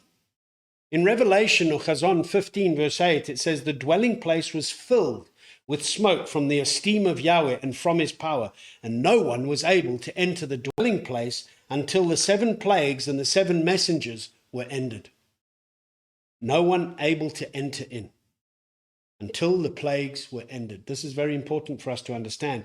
When you go and you carry on reading chapter 16 of Revelation, you see the plagues being poured out, and one of the very clear things that we are able to see is they're poured out on those who are not in Messiah. And when it's being poured out and the plagues are being poured out, we see the visions that Yochanan's given is how people refuse to repent. And what strikes us very clearly in a sobering way, and the reality of why in the visions that he's given that many refuse to repent, is because they're unable to actually. Why? Because no one may enter into the dwelling place. And when we think of that pattern and that function, this is a picture of no intercession being done at this time. And it makes perfect sense when the intercession of the work of the Master will be done at this point. Why? Because his role as high priest will be done on Yom Kippur, and it's completed, and the time of his wrath will now come forth as the king coming to pour out his wrath on the earth. We who are in Messiah have boldness to come to the throne of favor in our time of need. Well, what we see in Chazon or Revelation 15 is a clear reality that there will be a time when no one will be able to draw near to the dwelling place because the service of the priesthood is complete. And when we recognize this very important lesson, we can see how important it is for us to be a sealed or marked bride by his Spirit that retains the pledge of our inheritance, the mark of a sign of our obedience to guarding his Sabbaths and feasts and guarding of his commands. The esteem of Yahweh is revealed as the result of the proper esteem that's given to him. Yahweh rebuked Israel for mixing. And in Malachi, he says, a son esteems his father and a servant his master. And if I am the father, where's my esteem? And if I am the master, where's my fear? Said Yahweh of hosts, to you priests who despise my name. But you asked, in what way have we despised your name? Think about that. To you priests who have despised. He wasn't speaking to foreigners of the covenants. He was speaking to people who claimed to be in covenant, despising his name, defiling his table, mixing, not sticking to the clear pattern, not giving an account of who they should be in the master. Yahweh was making a very clear statement. You weren't giving, the Hebrew word for esteem, kaved, means to be heavy, weighty, or burdensome, to give high esteem, respect, and honor. So it highlights giving weight, giving preference and acknowledgement and seriousness to the instructions and commands of Yahweh, rather as opposed to making light of, because the Hebrew word for curse, kalal, can also mean to make light of. So the priests were making light of the instructions and doing whatever they want by bringing in the different ways. Giving praise to idols by using false titles as a reflection of drawing near to Yahweh, when Yahweh says, that's not my name. His name is not Lord and God. He doesn't give his esteem to idols. And those titles are a form of idol worship that's been presented through the teachings of man, the commands of men that are taught, while the Torah and pattern of Yahweh has been cast aside. So Yahweh says, you are not giving weight to my instructions, and you've treated him with contempt. A esteemed praise of Yahweh reflects a praise life that does not waver from complete set-apartness. That is his desire for us, a pattern which befits his house forever. So when we look into the mirror of the word, we're now closing the book of Shemoth for this cycle. And this doesn't mean you don't read it any other time of the year, please. We go every day. But as we're going through this pattern, we look into the mirror of the word. And when we are now looking at the Pequฎey, the appointments, and giving an account and recognizing and calculating, we must ask ourselves, are our lives reflecting the true weight, the true honor the true praise that should be brought to our Master and Elohim? Or are there some dishonorable areas in our lives because we've made light of the very instructions of Yahweh? Is there compromise in your life? Your ability to give esteem unto Yahweh becomes greatly hindered if there's some compromise and mixing in one's life. If you cannot let go, when we consider the esteem that is due to be brought to our Master, we recognize that many people are lacking that esteem that is to be brought. They also fail to acknowledge that the esteem of Yahweh is clearly revealed in Yeshua Messiah, because if they did acknowledge that, they would simply obey. So we need to realize how important it is for us to be people that are obeying his word and not making light of his word and doing our own thing. And the cloud and the fire represented the presence of Yahweh. And it ends, chapter 40 ends with this wonderful truth. When everything's done according to Yahweh's perfect design, he's with us. The cloud of Yahweh was on the dwelling place by day, and the pillar of fire that was on it by night, before the eyes of all Israel in all their journeys, is a wonderful picture that we need to remind ourselves today as long as we stay in him. And that is, he will not leave us nor forsake us. One of the things that we see made very clear to us as a people who stay in him, Yochanan 15 reminds us when he says he is the true vine and we are the branches, and if we stay in him, he stays in us. This is reciprocal covenant relational responsibilities that a husband and a bride have toward one another. And when we see in Devarim 4, Yahweh your Elohim is a compassionate El. He does not forsake you nor destroy you, nor forget the covenant of your fathers which he swore to them. And in Devarim 31 verse 6, be strong and courageous. Do not be afraid nor fear do not fear nor be afraid of them, for it is Yahweh your Elohim who is going with you. He does not fail you nor forsake you, highlighting that he's the one who fights for us. Remember, when it's fights for us, it's us who are in him, armed in him, clothed in the garments of righteousness. And these words must echo loudly in our minds and in our thoughts, continually reminding us to be strong and courageous in him and not depart by looking to the left or to the right, but by meditating on his Torah day and night, because then we will make our way prosperous and successful. Giving us the ability to serve with boldness, with courage, with strength. The Hebrew word for cloud is anan, and it simply means a cloud or even a heavy mist or a mass. And it can mean covering, as a cloud covers you from the heat of the sun. Now, when Israel moved, they moved only when the cloud moved. And when the cloud stood still, they did not move. And what's worth taking note of is that there were times in their journey, we're going to start looking at that when we get to the book of Bamidbar or Numbers. We learn a lot of lessons, and we continually learn these lessons for good reason, because sometimes we might find ourselves doing what they did in the wilderness, is that Israel grumbled when things didn't go their way. It might have been that they grumbled because the cloud moved when they didn't want it to move, and when they wanted it to move, it didn't move. Now, in Hebrew, there is another phonetically similar sounding word to the Hebrew word for cloud, anan, which is anan. Now, the Hebrew word for cloud is spelt with an ayin, a nun and a nun, and it's pronounced as anan. The Hebrew word that's used for grumbling or complaining, anan, is with an aleph, a nun and a nun. And we learn a wonderful lesson here, because Bamidbar 11 says that when the people were as complainers, it was evil in the ears of Yahweh. And Yahweh heard it, and his displeasure burned, and the fire of Yahweh burned among them and consumed those on the outskirts of the camp. It's typically those that aren't engaging. They're typically on the outskirts, as a lesson for us, always standing on the edges, chirping what should be done, but never willing to actually be part of something and knit together in unity. So they unravel themselves from responsibility and chirp from the sidelines. That's complainers, which we should not be, because then you take yourself outside of his covering and expose yourself for the heat of his wrath to destroy you.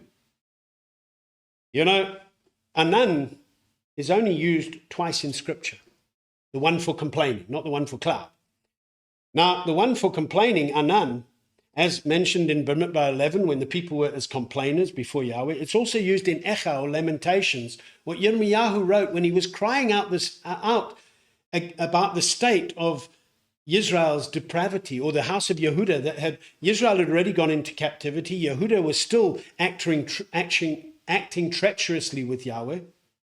And in Lamentations 3, verse 39, he says, what? Should mankind complain, a living man, because of his sins? Most seem to grumble and murmur when they're actually in the wrong. When people are in the right and you're doing what's right, there's no time to be sitting around grumbling and complaining. You've got things to do, unity to maintain, praise to be brought, weight and esteem to be brought to our master. You know, when Israel complained in the wilderness, you've got to think they had everything they needed. They had food, they had covering. Shaul reminds us that when we have shelter, covering, and food, it means we have a place to stay, we have food to eat, we have garments to put on, we shall be satisfied. And our master said we shouldn't worry about those things because the nations worry about those things. And we should realize that today has enough evil of itself to keep our eyes fixed on him, stay under his cloud, his covering protection, clothed in him, provided by him with the daily bread that he gives us, and be satisfied with what we have and not be complainers with what we don't have or what we'd like to have, rather than the riches of his provision that he's given to us and entrusted with us. The danger of complaining is it's very contagious. Shaul reminds us in Philippians 2 to do all matters without grumblings and disputings, in order that you be blameless and faultless, children of Elohim without blemish, in the midst of a crooked and perverse generation, among whom you shine as lights in the world. We have a responsibility. You can't be shining if you're grumbling. And being under the cloud and the covering protection of our master is the emphasis that is given to us in Bamidbar 9. In verses 15 to 22 of chapter 9 of Bamidbar, or the book of Numbers, under the cloud and being under his cloud, we see this reference being used 11 times in 8 verses. And being under the cloud highlights one being properly submitted to the order of Yahweh and the proper esteem that is brought according to his pattern of one that's a living stone being built up in the master, offering the correct spiritual slaughter offerings of praise and not doing whatever's right in one's own eyes. You know, being under the cloud highlights being covered and protected. What do we really have to complain about? It's a very serious thing to complain against Yahweh. But why is it that people complain so easily? Our master said, in this world we will have trouble.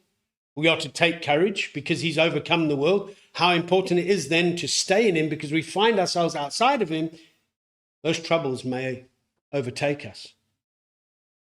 You know, most of the time, I believe that people complain, and maybe this is a mirror for some of us today. You know, we find ourselves operating for a moment in time in the flesh. Most of the time, people complain when they have to change. If you really want to see what's inside a person, make some changes for them. You'll quickly see how mature or how immature they are. Nobody likes change, in the flesh, that is. If we're not constantly growing in the master, we will become stagnant and lifeless. Without change, there can't be growth in our lives. Israel were complaining about their hardships. They were reckoning that their journey in the wilderness was very evil, and this angered Yahweh. There are a lot of believers today that are walking around and complaining about their journey that seems like it's very evil, and they need to get out. We are to be a light to the world. You can't be a light if you're complaining about what's going on. Rather be a light and a solution to what's going on by pointing them to the master.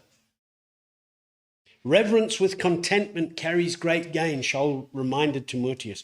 We have a covering.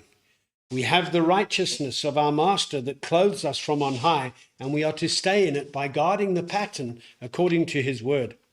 Shaul reminded the Corinthians to walk in obedience to the master, and he reminded what happens when they don't submit to walking in the instructions.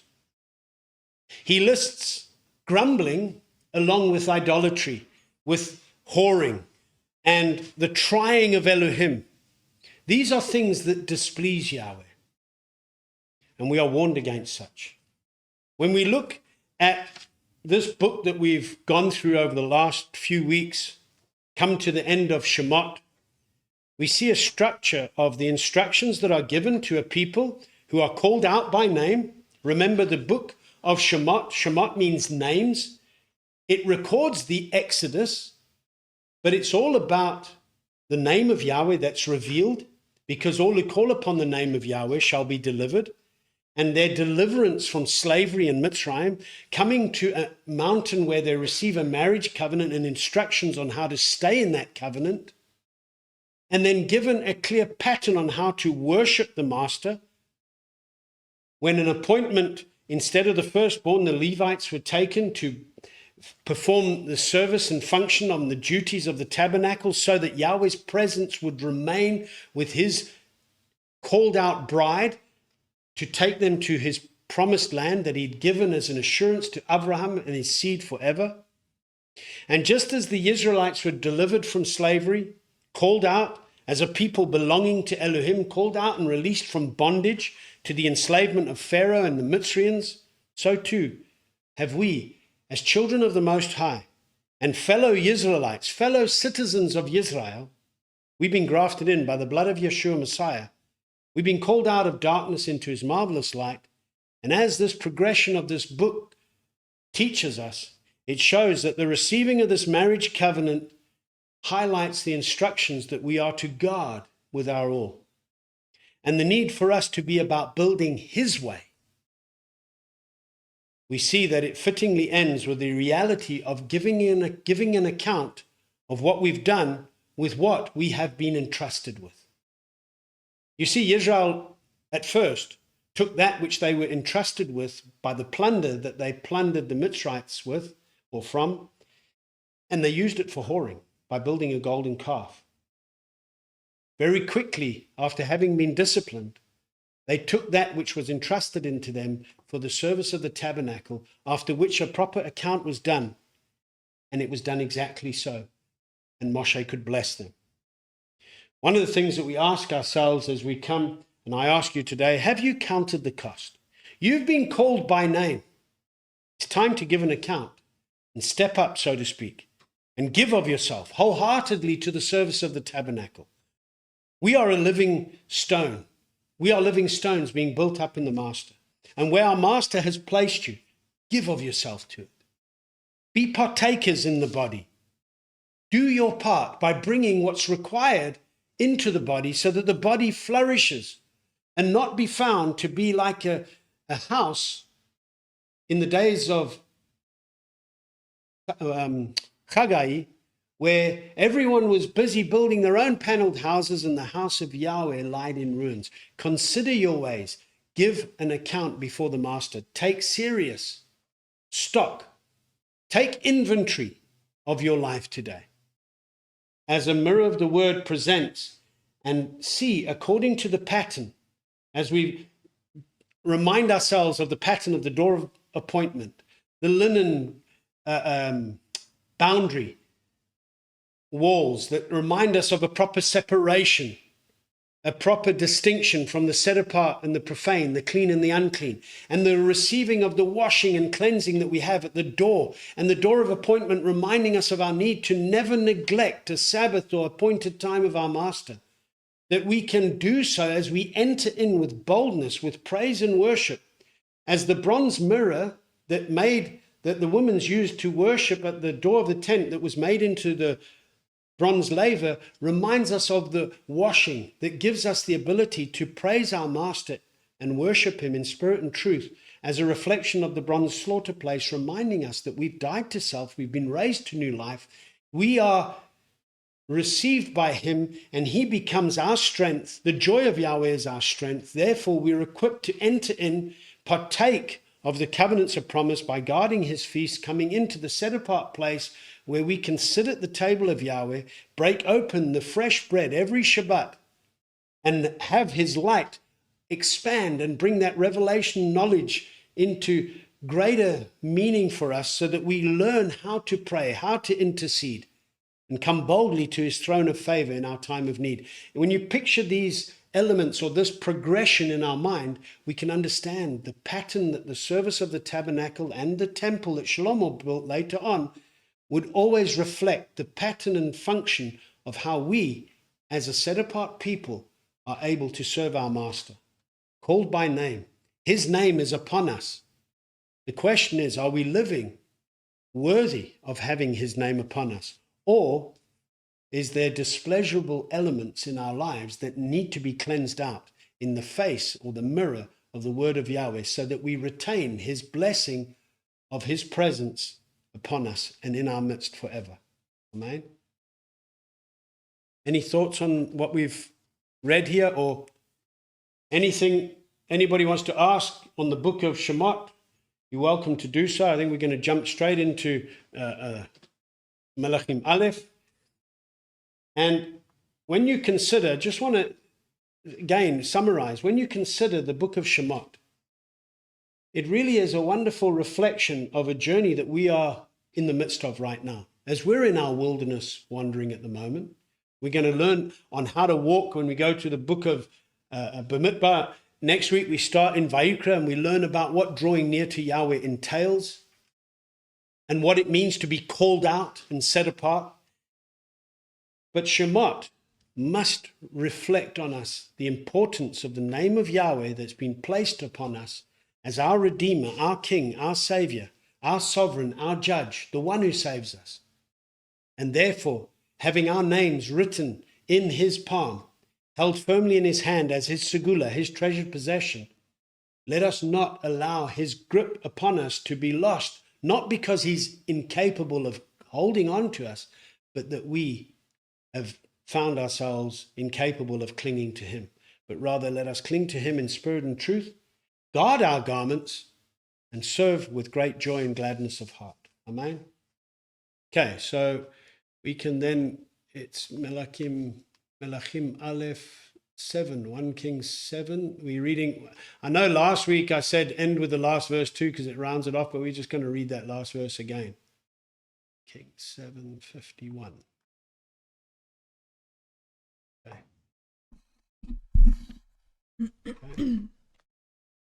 Thus all the work which sovereign Shlomo had done for the house of Yahweh was completed. And Shlomo brought in the set-apart items of his father David, the silver and the gold, and the utensils, and he put them in the treasuries of the house of Yahweh. Then Shlomo assembled the elders of Israel, and all the heads of the tribes, the chief fathers of the children of Israel, to sovereign Shlomo in Jerusalem, to bring up the ark of the covenant of Yahweh from the city of David, which is Zion.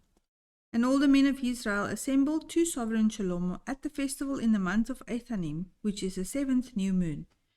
And all the elders of Israel came, and the priests took up the ark, and brought up the ark of Yahweh, and the tent of appointment, and all the set-apart utensils that were in the tent. And the priests and the Levites brought them up. And sovereign Shlomo and all the congregation of Israel, who had assembled with him, were with him before the ark, slaughtering so many sheep and cattle, that they could not be counted or numbered. And the priests brought in the ark of the covenant of Yahweh to its place, into the speaking place of the house, to the most set-apart place, under the wings of the cherubim. For the cherubim spread 2 wings over the place of the ark, and the cherubim covered over the ark and its poles. And the poles extended so that the ends of the poles were seen from the set-apart place, in front of the speaking place, but they were not seen from outside. And they are there to this day. There was naught in the ark, only the 2 tablets of stone which Moshe put there at Horeb, where Yahweh made a covenant with the children of Israel when they came out of the land of Mitzrayim. And it came to be, when the priests came out of the set-apart place, that the cloud filled the house of Yahweh, so that the priests were unable to stand and perform the service because of the cloud, for the esteem of Yahweh filled the house of Yahweh. And Shlomo said, Yahweh has said he would dwell in a dark cloud. I have indeed built you an exalted house, an established place for you to dwell in forever. And the sovereign turned around and blessed all the assembly of Israel, while all the assembly of Israel was standing. And he said, Blessed be Yahweh Elohim of Israel, who spoke with his mouth to my father David, and with his hand has filled it, saying, Since the day I brought my people Israel out of Mizraim, I have chosen no city from any tribe of Israel in which to build a house for my name to be there, but I chose David to be over my people Israel. And it was in the heart of my father David to build a house for the name of Yahweh Elohim of Israel. But Yahweh said to my father David, Because it has been in your heart to build a house for my name, you did well that it was in your heart. Only you do not build the house, but your son who is coming from your loins, he does build the house for my name. Now Yahweh has established his word which he spoke, and I have been raised up instead of my father David, and sit on the throne of Israel, as Yahweh promised, and built a house for the name of Yahweh Elohim of Israel, and have appointed there a place for the ark, wherein is the covenant of Yahweh, which he made with our fathers when he brought them out of the land of Mizraim.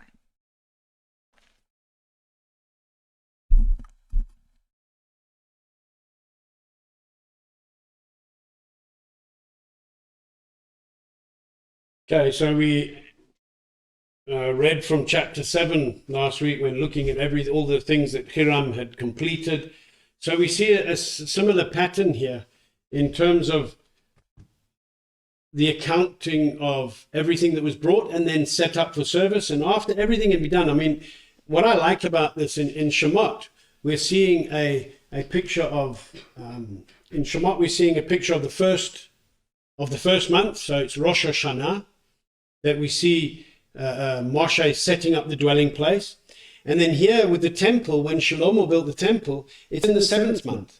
So here we see when they were assembled for the festival in the 7th month, which is the 7th new moon, we understand, or Ethanim, the 7th new moon. This was obviously a clear coming together for the 7th month feast, which includes Sukkot. So you've got this powerful picture because you've got the start of the year, the Rosh Hashanah, it's set up. Now you've got the end of the cycle of feasts. You've got again the temple set up. So it's always about Yahweh's dwelling, the cyclical pattern of always guarding Yahweh's instructions so that his presence dwells with his people.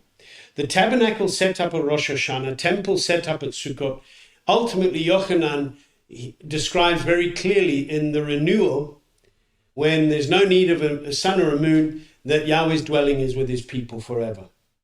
And when Shlomo they brought up the ark of Yahweh, they brought everything in, everything was done. And when he offered slaughter offerings to Yahweh, they couldn't even number the amount of slaughterings. It was such a celebration. Another wonderful picture again, when everything's done Yahweh's way and everything's set up according to his pattern, you can't limit or put a restriction on one's ability to praise. That's a nice picture of kind of highlighting that, you know.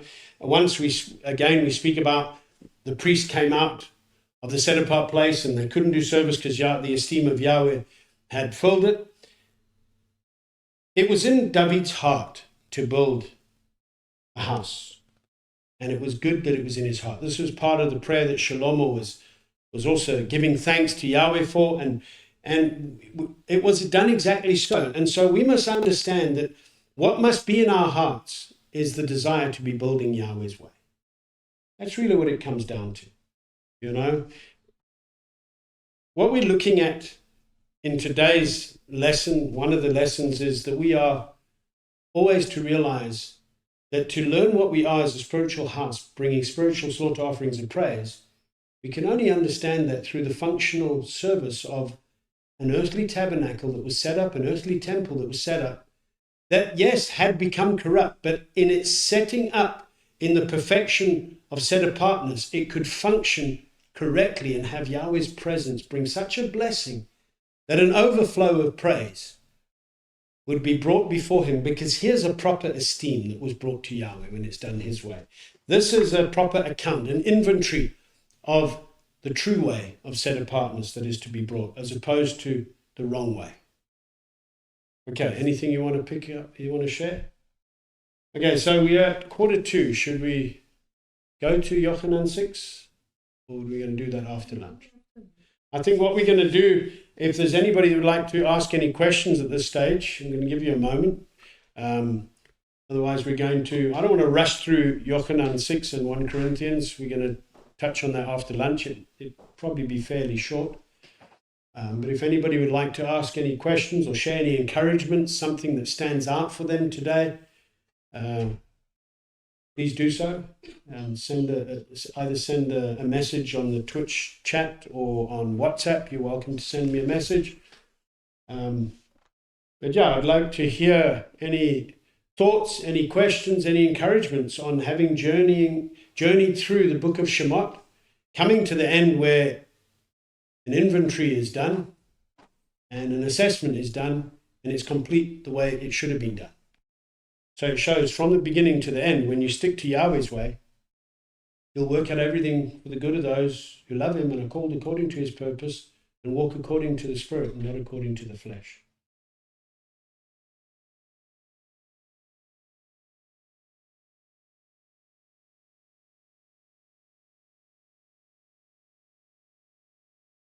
I'll play a short clip for him. Tehillim 124, a song of degrees of David.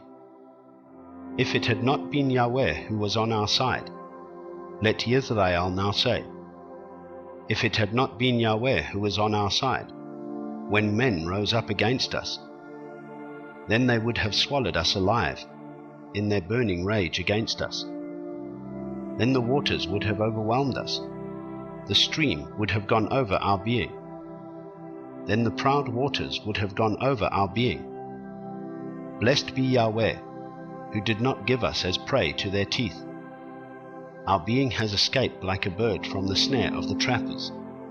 The snare was broken, and we have escaped. Our help is in the name of Yahweh, maker of the heavens and earth.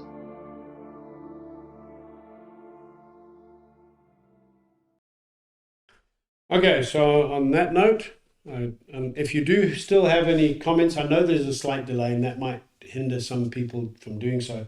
You're welcome to still send messages after lunch. We always continue to, as long as we stay within the theme of what we're discussing here today and connect that together to bring clarity, we'd love to do that. So we're going to break for lunch and we'll come back at 2, so we'll have a bit of an extended lunch, maybe a bit more time for you to sit and go through the ending of Shemoth and reflect on what this book and the instructions herein highlight for you, and what you can take as a light of this truth to others as you shine as lights in the week to a dark and unsuspecting world.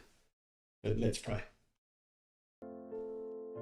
Father, we bless and praise you, and we thank you that we can sit here at your feet, going through your word and coming to the end of Shemoth. It's an encouragement for us, even reading of the completion of the temple that Shlomo had done according to the instructions that you had given David, his father. We thank you that we can be a people who too have it in our hearts to be built up the way you've designed us to be built up, and to give of ourselves to make sure that that is happening correctly. We thank you that you've given us a pattern, that we don't have to try and figure out how to do things our own way, but that we should just humbly submit to you and bring the proper esteem and the praise that goes with the proper esteem to you in your name alone. We thank you that you've called us out of darkness, that we do not give your praise to any form of idol worship.